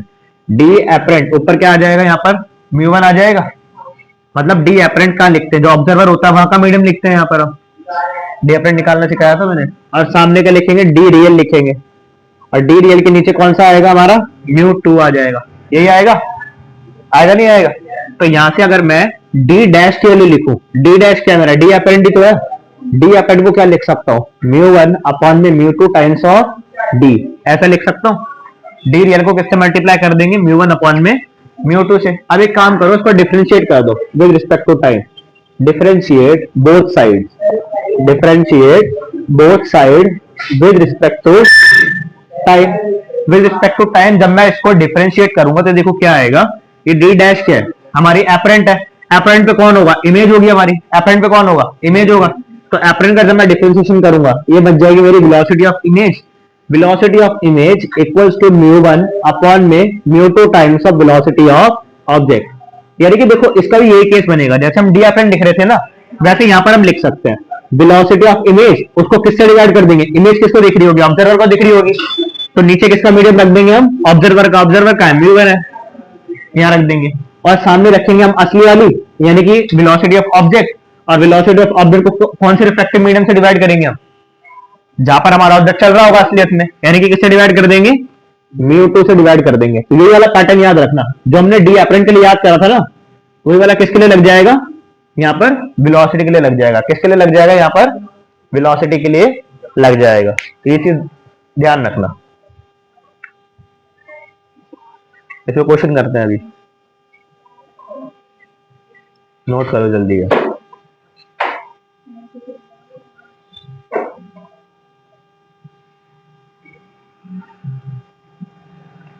हो गया वाला, लिख लिया श्रीजीत,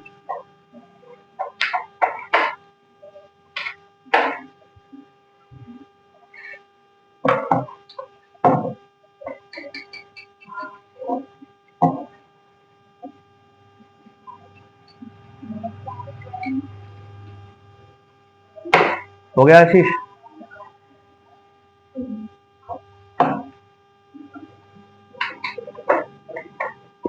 क्वेश्चन से पता लगेगा कितना आया कितना नहीं आया।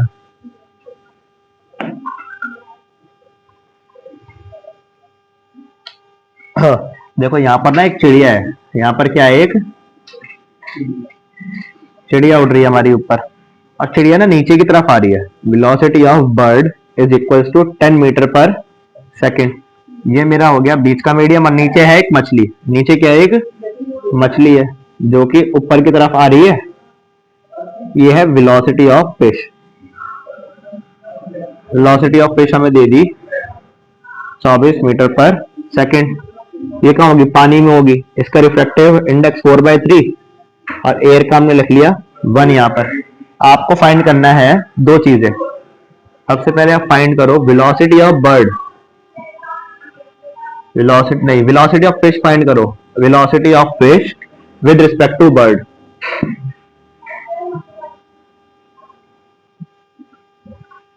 हाँ, और एक चीज आप फाइंड करो, ये आपकी फर्स्ट हो गया, सेकंड चीज में आप फाइंड करो वेलोसिटी ऑफ फिश,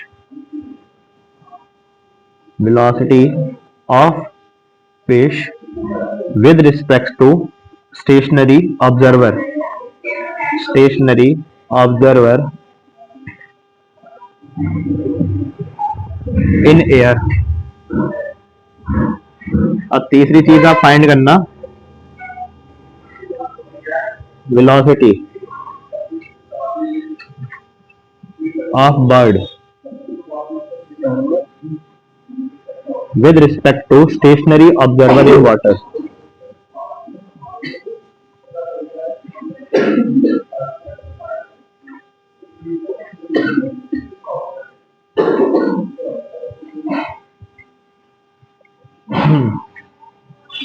और चौथी चीज आप फाइंड करना velocity of bird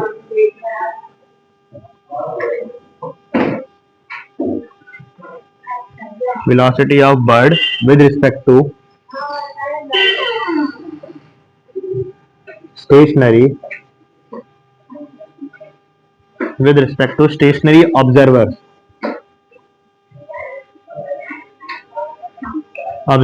in water। अच्छा स्टेशनरी तो हो गया ना, विद रिस्पेक्ट टू स्टेशनरी मत करना है इसमें, with respect to observer in water या velocity of bird with respect to fish कर लो।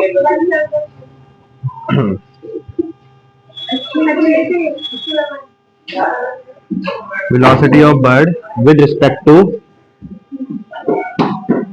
फिश करो, क्या हुआ? Velocity of bird with respect to fish find करो, हो जाएगा चलिए जी, ट्राई करो एक बार ये। हाँ दोनों में परपेंडिकुलर चल रहा है, सेकंड केस लगेगा 24 आ जाएगी किसका, ऐसे थोड़ी होता है किसी ना किसी का।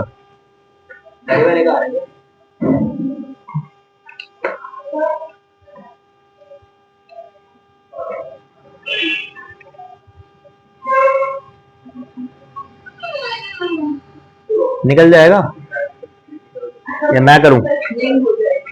हाँ ट्राई करो, चलो एक ट्राई कर लो। किस वाले का?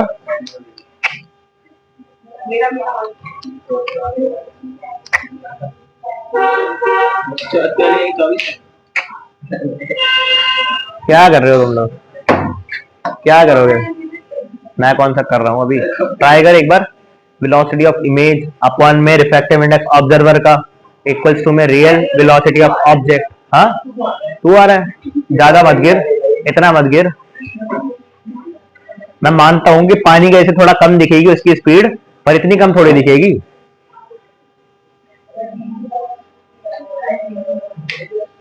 कुछ नहीं होगा इनसे, पढ़ ले। सेम ही तो है, दिखने की वजह से पढ़ लो। तुक्के लगा लो है, मैं करवा ही देता हूँ। देखो मेरी बात सुनो, पहले वाले का आंसर 22 नहीं आ रहा है, पहले वाले का आंसर 18 आ रहा है। अरे चलो मैं दिखाता हूँ, देखो हमें क्या निकालनी है, वेलोसिटी ऑफ फिश निकालनी है, वेलोसिटी ऑफ फिश निकालनी है with respect to bird. Observer कौन हो गया? बर्ड। ऑब्जेक्ट कौन हो गया?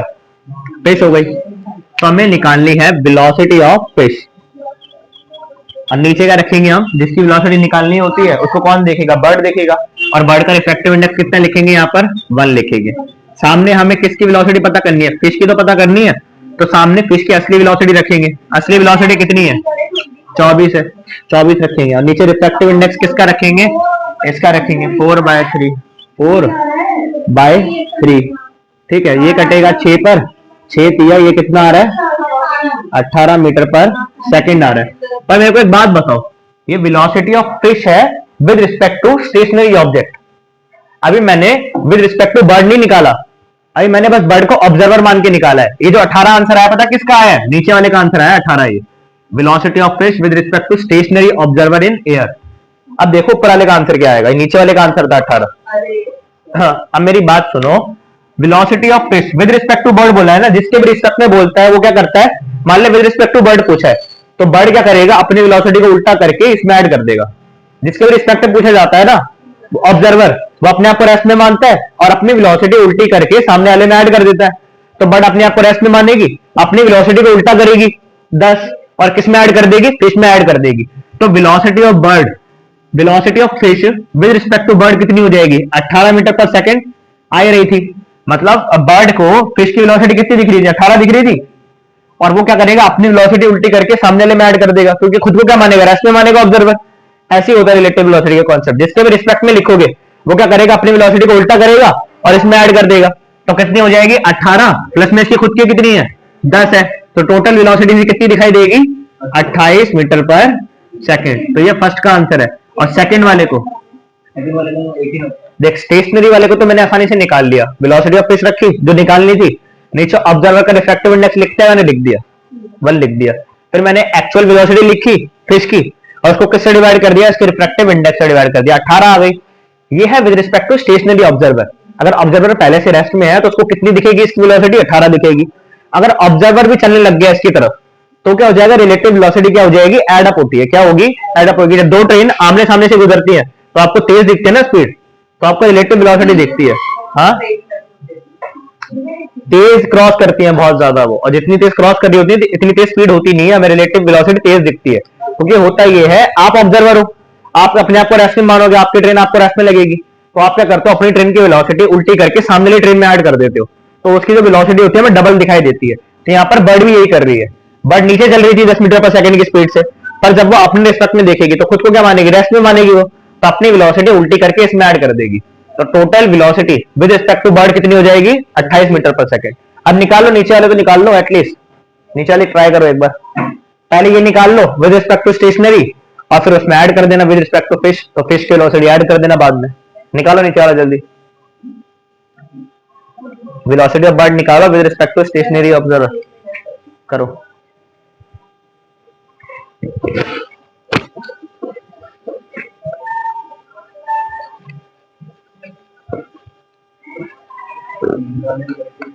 इसका तीसरे वाले का क्या आ रहा है, 32 आ रहा है, निकाल के देख लेते हैं एक बार। वेलोसिटी ऑफ बर्ड निकालनी है तो हम यहाँ पे लिखेंगे वेलोसिटी ऑफ बर्ड लिखेंगे, नीचे रिफ्रैक्टिव इंडेक्स किसका लिखेंगे, आपकी बार हाँ फिश है ना ऑब्जर्वर हमारी, नीचे लिखेंगे हम रिफ्रैक्टिव इंडेक्स 4/3, सामने बर्ड की एक्चुअल वेलोसिटी लिखेंगे, बर्ड की एक्चुअल वेलोसिटी कितनी है 10 है, और नीचे रिफ्रैक्टिव इंडेक्स में क्या लिखेंगे 1 लिखेंगे, 10 को मल्टीप्लाई कर दो, तो ये 10 इंटू 4/3, तो कितना आ जाएगी 40/3 आ जाएगी। तूने क्या गलती कर दी भाई श्री, हाँ तो असली वेलोसिटी तो इसी की रखोगे ना बर्ड की। हाँ ठीक है बता देते हैं। देख हम डी अपरेंट निकालना सीखे थे, डी अपरेंट निकालना सिखाया था ना मैंने पहले, तो डी अपरेंट ने क्या तरीका बताया था, अगर आपको डी अपरेंट निकालना है, डी अपरेंट किसको दिखता है, ऑब्जर्वर को दिखता है, तो नीचे रिफ्रैक्टिव इंडेक्स किसका आएगा, ऑब्जर्वर का आएगा, किसका आएगा, ऑब्जर्वर का आएगा, सामने हम लिखते हैं रियल डेप्थ, रियल डेप्थ, और नीचे रिफ्रैक्टिव इंडेक्स, जहां पर रियल ऑब्जेक्ट होता है वहां का लिखते हैं, यानी कि रिफ्रैक्टिव इंडेक्स ऑफ ऑब्जेक्ट लिखते हैं। सेम कॉन्सेप्ट लगता है इमेज वाले में, अगर मेरे को इमेज की वेलोसिटी निकालनी है, वेलोसिटी ऑफ इमेज निकालनी है, वेलोसिटी ऑफ इमेज किसको दिखेगी, ऑब्जर्वर को दिखेगी, तो नीचे रिफ्रैक्टिव इंडेक्स रखेंगे किसका, ऑब्जर्वर का, किसका रखेंगे, ऑब्जर्वर का, सामने जिसकी वेलोसिटी में पता करनी है उसकी असली वेलोसिटी रखेंगे, वेलोसिटी ऑफ ऑब्जेक्ट, और नीचे डिवाइड किससे कर देंगे, रिफ्रैक्टिव इंडेक्स ऑफ ऑब्जेक्ट से, रिफ्रैक्टिव इंडेक्स ऑफ ऑब्जेक्ट से। ये लग रहा है। अब देखो इस वाले में यही तो करा मैंने, ऊपर किसकी निकालनी थी, मेरे को बर्ड की निकालनी थी, नीचे किसके रिफ्रैक्टिव इंडेक्स से कर दिया मैंने, बर्ड को कौन देख रहा था, फिश देख रही थी, यानी कि ऑब्जर्वर का रिफ्रैक्टिव इंडेक्स से डिवाइड कर दिया। असली वेलोसिटी निकालनी किसकी थी, फिश की निकालनी थी, सॉरी बर्ड की निकालनी थी, वेलोसिटी ऑफ बर्ड, तो ऊपर वेलोसिटी किसकी रख दी, बर्ड की रख दी, और नीचे रिफ्रैक्टिव इंडेक्स किसका रखूंगा, ऑब्जेक्ट ही रखूंगा, ऑब्जेक्ट कौन है, बर्ड ही तो है, तो बर्ड के रिफ्रैक्टिव इंडेक्स से यहाँ पर डिवाइड कर दिया, तो यहाँ से वेलोसिटी ऑफ बर्ड आ गई 10 इंटू 4/3, 40/3। ये आई है कौन सी वेलोसिटी, स्टेशनरी ऑब्जेक्ट के हिसाब से।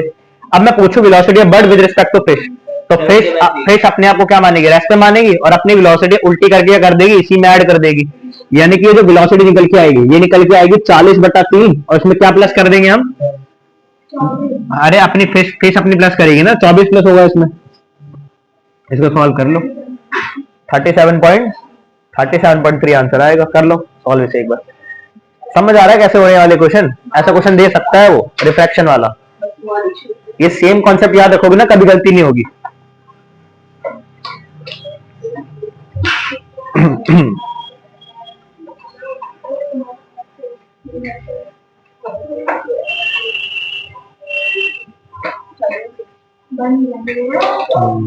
हाँ तो देखो अब हम अपना लास्ट टॉपिक करने वाले हैं आज का, जो है हमारा रिफ्रैक्शन एट स्फेरिकल सरफेस। क्या पढ़ेंगे हम, refraction at spherical surface, refraction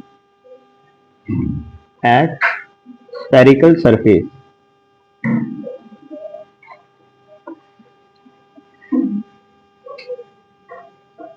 हाँ अच्छा मेरे को श्रीजीत एक बात बताएगा, ये कैसा सरफेस है, ये कनकेव रिफ्रैक्टिंग सरफेस है या फिर कन्वेक्स रिफ्रैक्टिंग सरफेस है?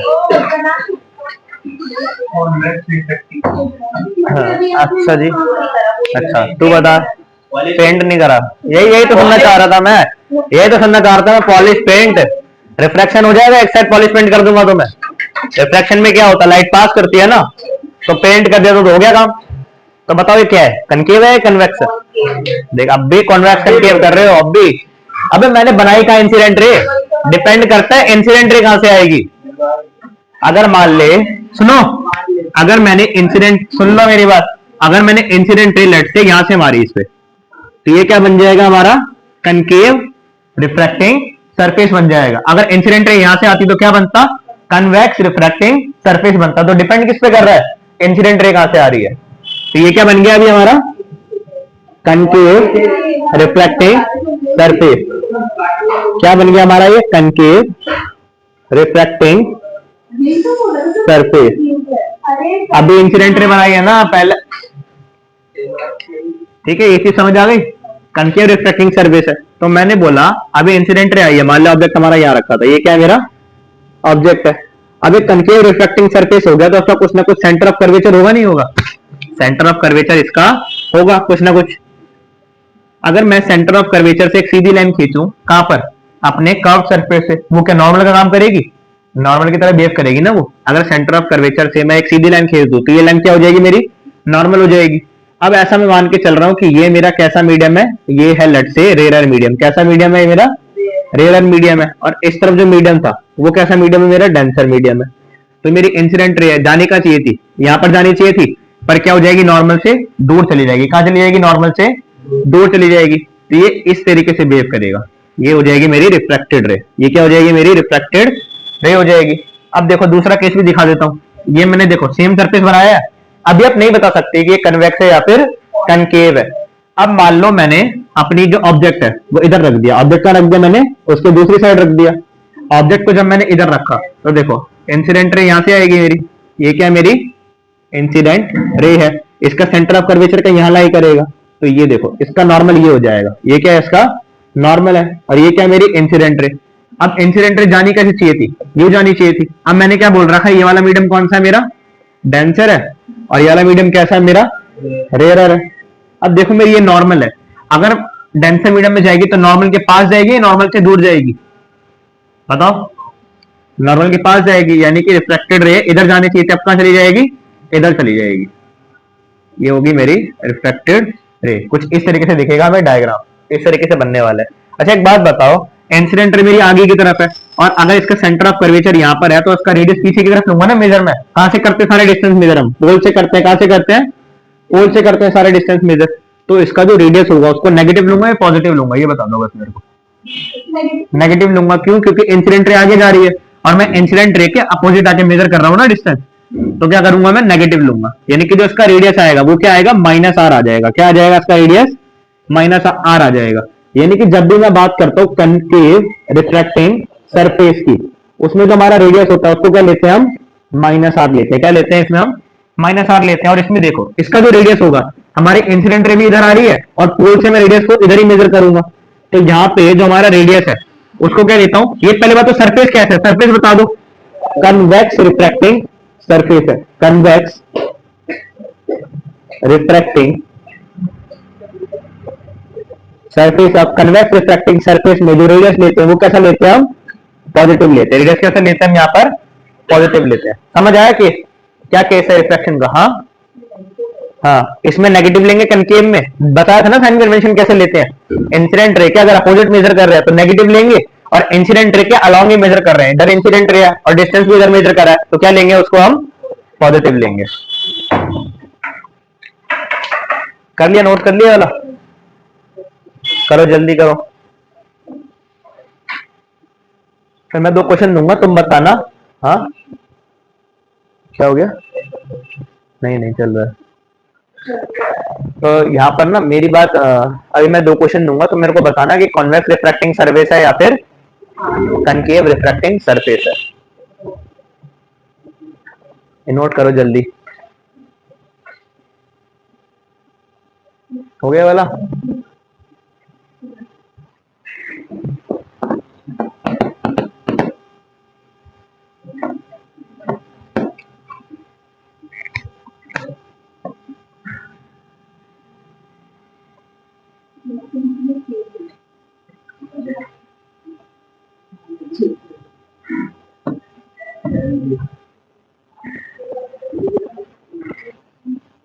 हेलो सर, कैसे हैं?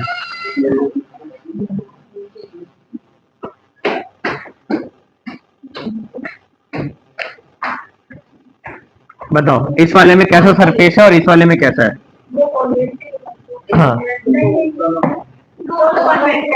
देख रहे हो तुम? बोलोगे नहीं वुमेन? ठीक है, इसको बोल रही कनकेव, उसको बोल रही कन्वेक्स। दोनों देख, दोनों कौन से हैं? दोनों कन्वेक्स हैं। और वो दोनों के दोनों कैसे हैं? कन्वेक्स रिफ्रैक्टिंग सरफेस है, क्योंकि किस तरफ पड़ रहा है? बाहर वाले सरफेस पे पड़ रही है ना इंसिडेंट रे, तो दोनों कैसे बिहेव करेंगे? As a convex refracting surface. दोनों के दोनों कैसे हैं? कन्वेक्स रिफ्रैक्टिंग सरफेस है हमारे। अब इससे किस टाइप के क्वेश्चन आते हैं वो बताता हूँ मैं एक बार। रे डायग्राम बना लेते हैं इसका एक बार, किस तरीके से बनेगा। ये नोट कर लिया सबने? हाँ, जल्दी लिखो। केस स्टडी आ सकती है।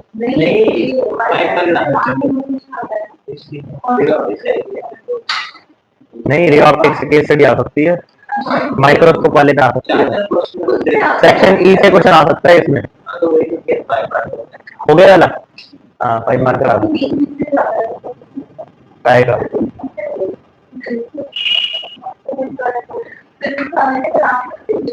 पागल पागल है। रील में देखना, वो ये कह रहे थे कि हमारा जो हम पढ़ाएंगे उसी में से आएगा वो पेपर।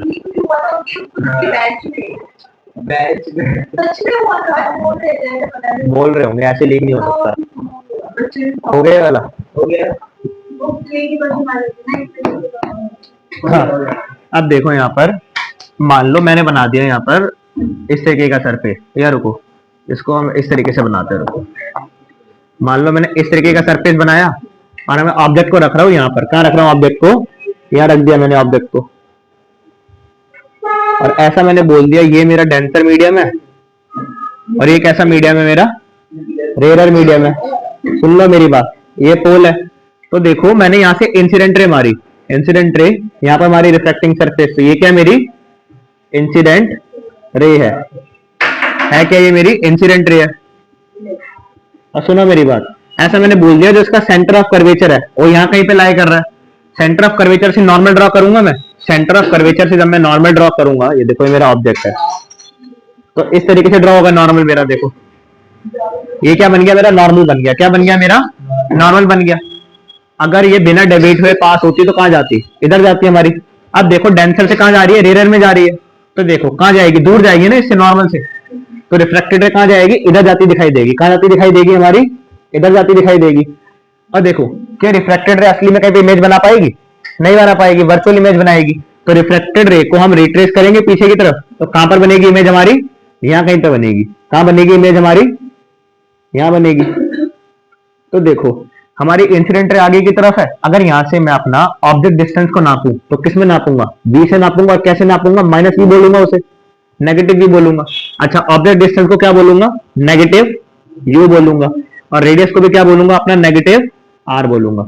तो इसमें आपको निकालने को आता है, या तो वो आपसे ऑब्जेक्ट डिस्टेंस पूछेगा या तो आपसे वो इमेज का डिस्टेंस पूछेगा। तो जो मैं फॉर्मूला लिख रहा हूं ना, वो फॉर्मूला याद करना।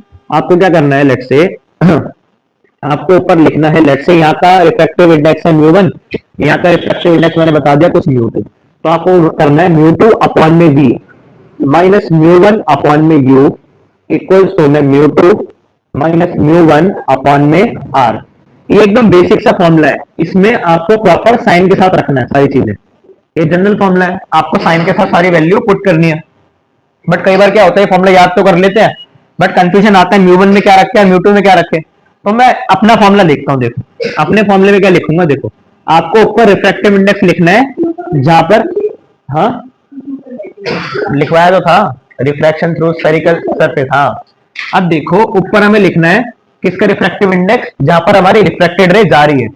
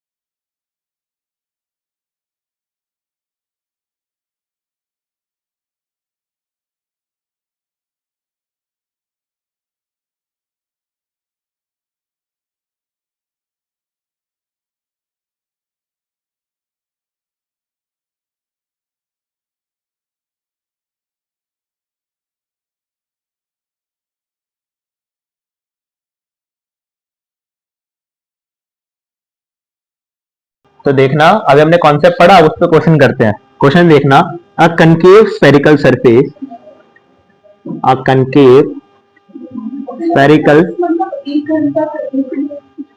हाँ, a concave spherical, a concave spherical surface of curvature,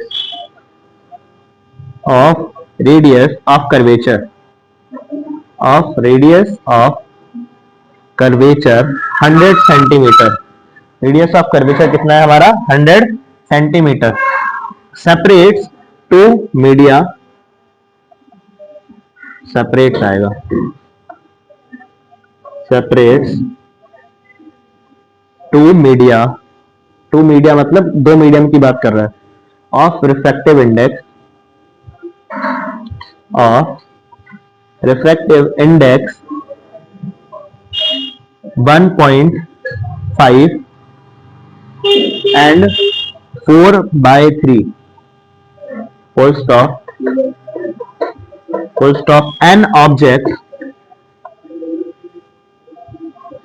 is kept, an object is kept in the first medium,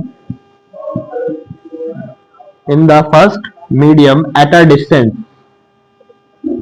at a distance of 30 centimeter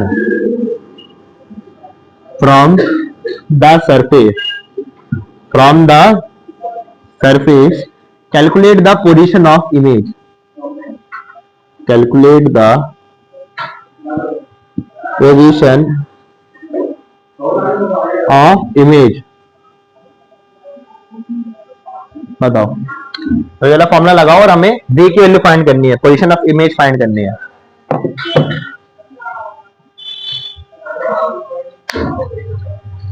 try करो जल्दी,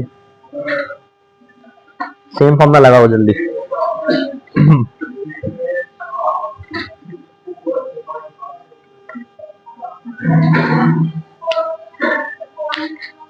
पॉज कर दे, पॉज, पॉज का ऑप्शन होगा वहां। तो देखो ये वाला क्वेश्चन किस तरीके से होगा। सबसे पहले हमें पता करना है कौन सा स्फेरिकल सरफेस होता है। तो कौन सा है हमारे पास? कनकेव स्फेरिकल सरफेस है। तो देखो कनकेव स्फेरिकल सरफेस सबसे पहले बना लो। ये मेरा कनकेव स्फेरिकल सरफेस बन गया।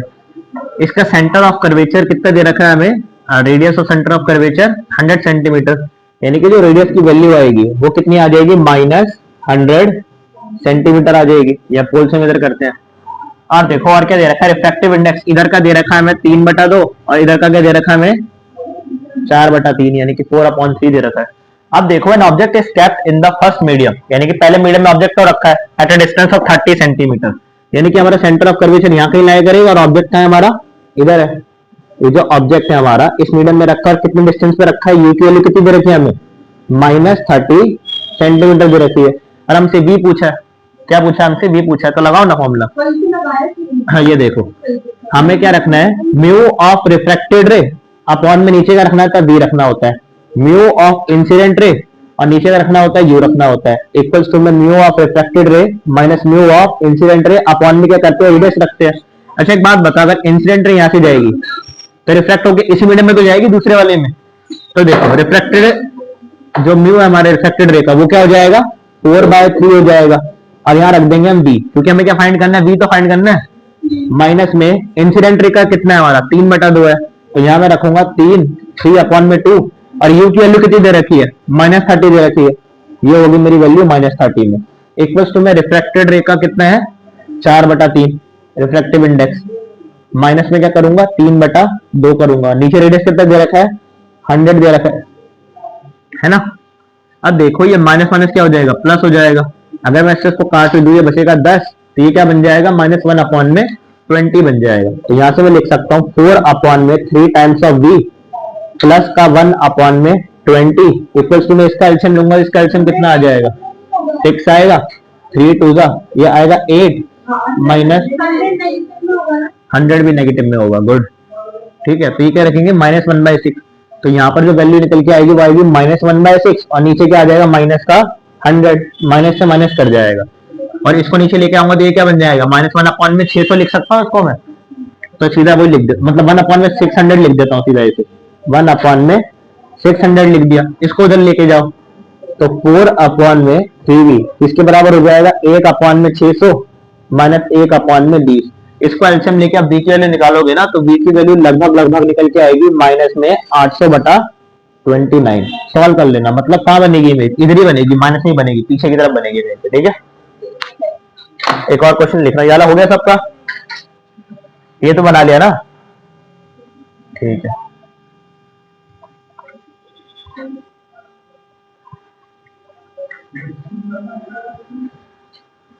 क्वेश्चन देखना, अगला अगला क्वेश्चन और अच्छा है, करना एक बार। The following diagram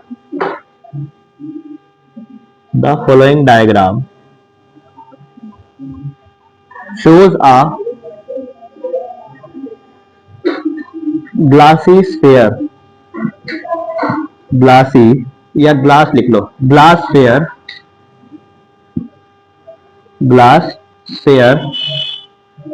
of radius, glass sphere of radius 10 centimeter with a paraxial incident ray. Paraxial incident ray कौन सी होती है, जो प्रिंसिपल एक्सिस के पैरेलल आती हैं, उन्हें पैरेक्सियल बोलते हैं। The refractive index of material of the glass will be, refractive index of the glass बताना है आपने, और डायग्राम इसका कुछ यूज ये रखा है। देखो ये हमारा एक ग्लास का स्फीयर, ठीक है, डायग्राम दे रखा है यू करके। देखो हमारी जो इंसिडेंट रे आई है वो यूं आई है, ये हमारी प्रिंसिपल एक्सिस मेन, इसके पैरेलल जो भी रेज आती है ना उनको क्या बोलते हैं हम, पैरेक्सियल रेज बोलते हैं। ये आई यहाँ पर और यहाँ पर ये बेंड हो गई इस तरीके से, ये हमें डायग्राम दे रखा है। हाँ पैरेक्सियल जो इन्फिनिटी से आ रही होती है, प्रिंसिपल एक्सिस के जो भी पैरेलल रहेंगे इनको क्या बोलेंगे, पैरेक्सियल। करो चलो, म्यू की वैल्यू फाइंड करो यहाँ से। इसका आपको रिफ्रैक्टिव इंडेक्स बताना है, ग्लास का रिफ्रैक्टिव इंडेक्स कितना होगा। बाहर तो एयर है, एयर का 1 होता है,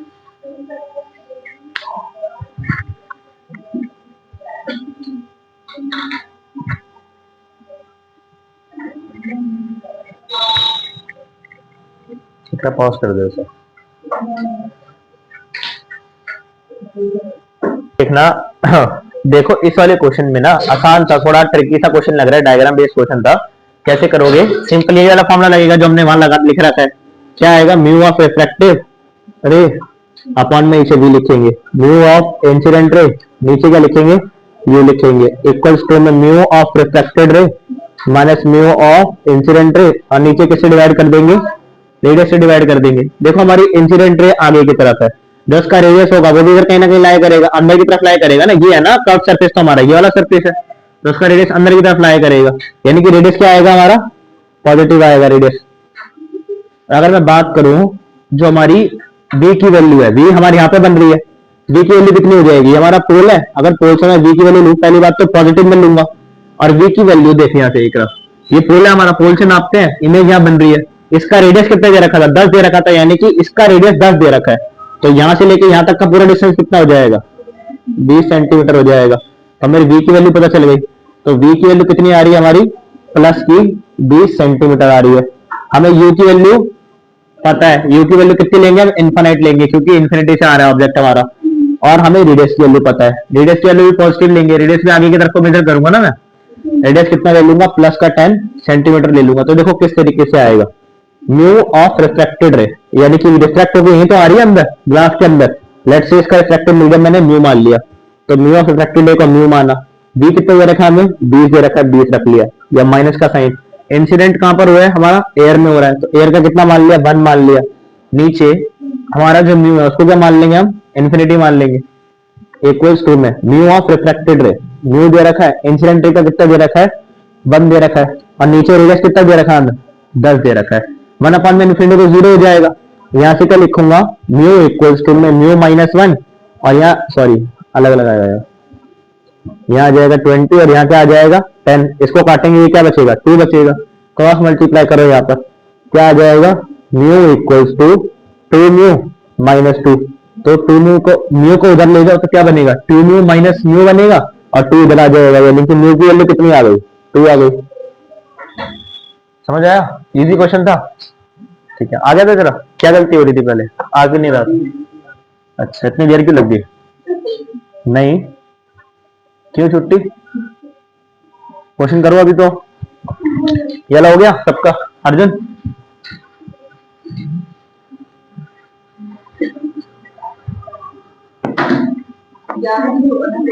हाँ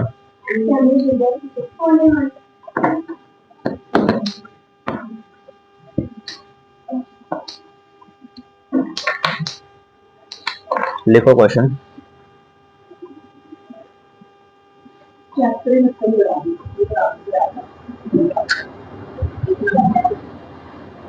बचा अभी तो लेंस बचा है पूरा। हाँ हो जाएगा, वेव ऑप्टिक्स छोटा चैप्टर है।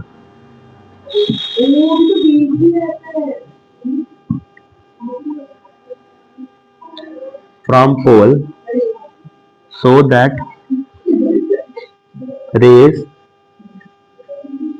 becomes parallel, so that rays become parallel to principal axis, to principal axis after refraction, after refraction. और रेडियस ऑफ कर्वेचर दे रखा है 30 सेंटीमीटर। इस तरीके का डायग्राम दे रखा है आपको। डायग्राम वैसे हाँ डायग्राम दे रखा है, चलो μ1 आपको दे रखा है 4/3। ये आपका ऑब्जेक्ट है, ऑब्जेक्ट से इंसिडेंट रे इस तरह गई है कि जो हमारी रिफ्लेक्टेड रे है ना वो पैरेलल टू प्रिंसिपल एक्सिस आ रही है। कैसे जा रही है, पैरेलल टू प्रिंसिपल एक्सिस आ रही है। μ2 आपको दे रखा है 3/2 और ये ऑब्जेक्ट का डिस्टेंस आपने फाइंड करना है कि कितना होगा। ये हमारा पोल है, ये हमारा ऑब्जेक्ट रखा है यहाँ पे।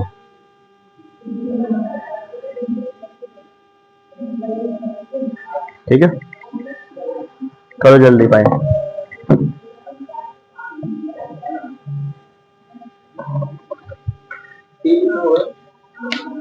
इन्फिनिटी पे जा रही है ना रेस।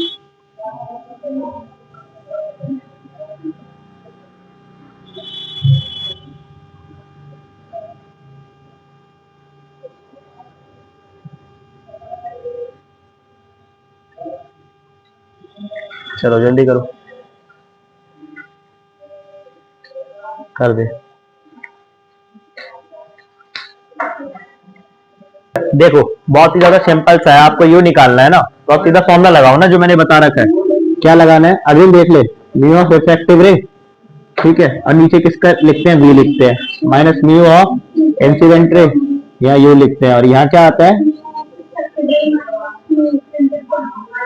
म्यू ऑफ रिफ्रैक्टेड रे minus mu of incident ray upon में आर आता है। पहली बात तो रेडियस क्या आएगा, इसका पॉजिटिव आएगा, ठीक है, और जो यू का डिस्टेंस है वो यहाँ से उल्टा मेजर करेंगे, पर यू हमें निकालना है, यू हम रख नहीं सकते कुछ भी नहीं, यू तो यू निकालना है हमें। अच्छा ठीक है, और v की वैल्यू तो इनफाइनाइट जा ही रही है, इन्फिनिटी पे जा रही है फाइनली, तो रिफ्लेक्टेड रे का कितना हो जाएगा 3/2 और यहाँ पर v की वैल्यू कितनी आ जाएगी इनफाइनाइट आ जाएगी।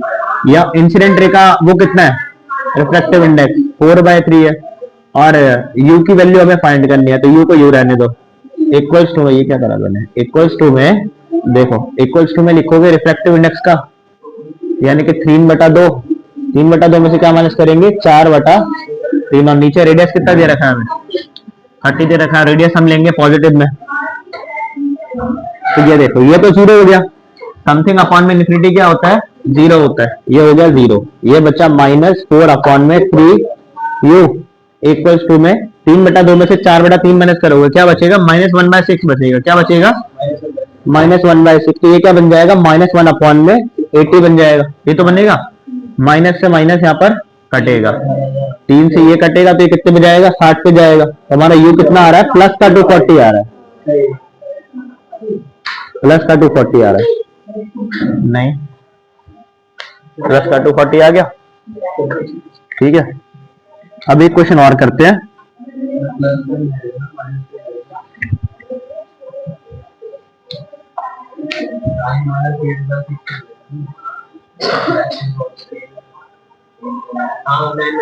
अच्छा 9 - 8 आ रहा है,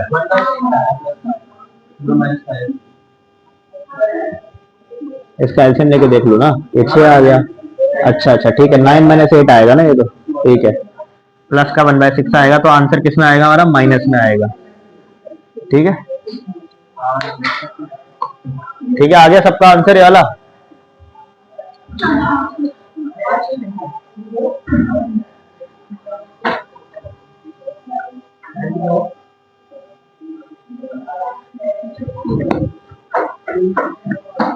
अगला क्वेश्चन देखना।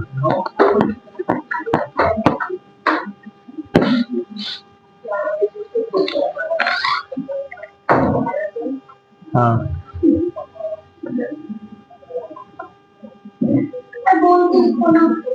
the image for converging beam, the image for converging beam after refraction, after refraction through, after refraction through the curved surface, curved surface is formed at, is formed at, यानी कि आपको b की value बतानी है और diagram आपको इस तरीके से दे रखा है कुछ। यहां से एक इंसिडेंट रे आ रही है और यहां पर आपकी इंसिडेंट रे आ रही है।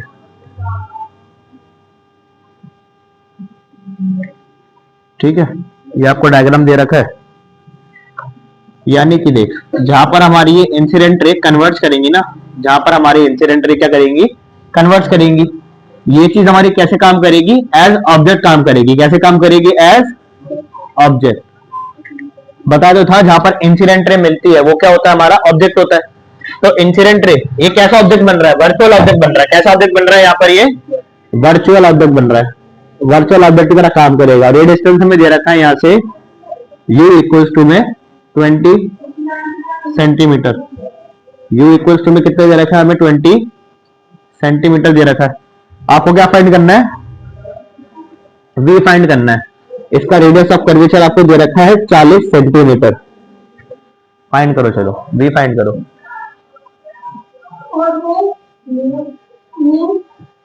अच्छा, रिफ्रैक्टिव इंडेक्स भी तो देना पड़ेगा, दे देते हैं, रुक जाओ। यहाँ का है रिफ्रैक्टिव इंडेक्स 1 और इस तरफ का रिफ्रैक्टिव इंडेक्स है 3/2। चलो चलो जल्दी बताओ v की वैल्यू।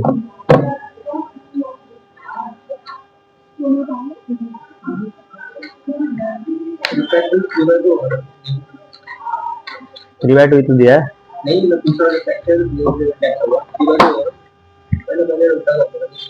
अच्छा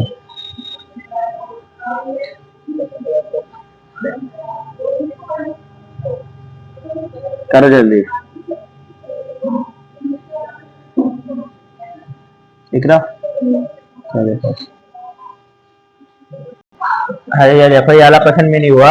आप देखो कैलकुलेशन कैसे होगी, सिंपल सी बात है, यही वाला फॉर्मूला लगेगा, mu of reflected ray upon में नीचे v रखोगे, mu of incident ray upon में u रखोगे, यहाँ रखोगे mu of reflected ray minus mu of incident ray और नीचे क्या रखोगे आप, रेडियस रखोगे।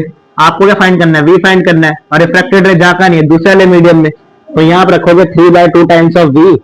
इंसिडेंट रे का कितना है, 1 है, और हमें u क्या दे रखा है, प्लस का 20 दे रखा है, तो ये प्लस का 20 रहेगा ना, क्योंकि इंसिडेंट रे भी आ गया और हमें u आगे मेजर करना है। इक्वल्स टू में रिफ्लेक्टेड रे का कितना दे रखा है हमें, 3/2। 3/2 में से हमें क्या माइनस करना है, 1 माइनस करना है। और नीचे रेडियस कितना दे रखा है हमें, हाँ 40, रेडियस दे रखा है 40, 40 को 40 रहने देंगे। ये बनेगा हमारा 3/2 भी, 3/2 भी बनेगा। इसको एक काम करते हैं, इसको उधर लेके जाएंगे, अभी रुक जाओ। -1/20, टी 3/2 में से 1 घटेगा तो कितना बचेगा? 1/2 बचेगा।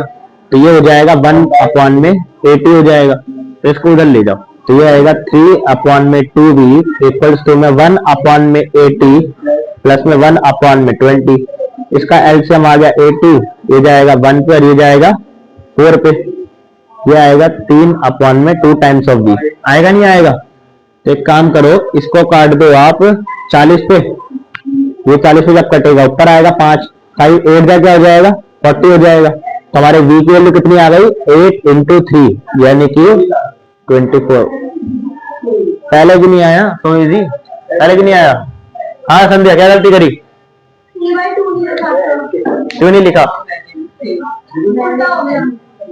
कितनी बार उल्टा करोगे? रिफ्रैक्टेड इधर तो जाएगा। अच्छा, हो गया वाला, हो गया वाला। 11 बज तो गए।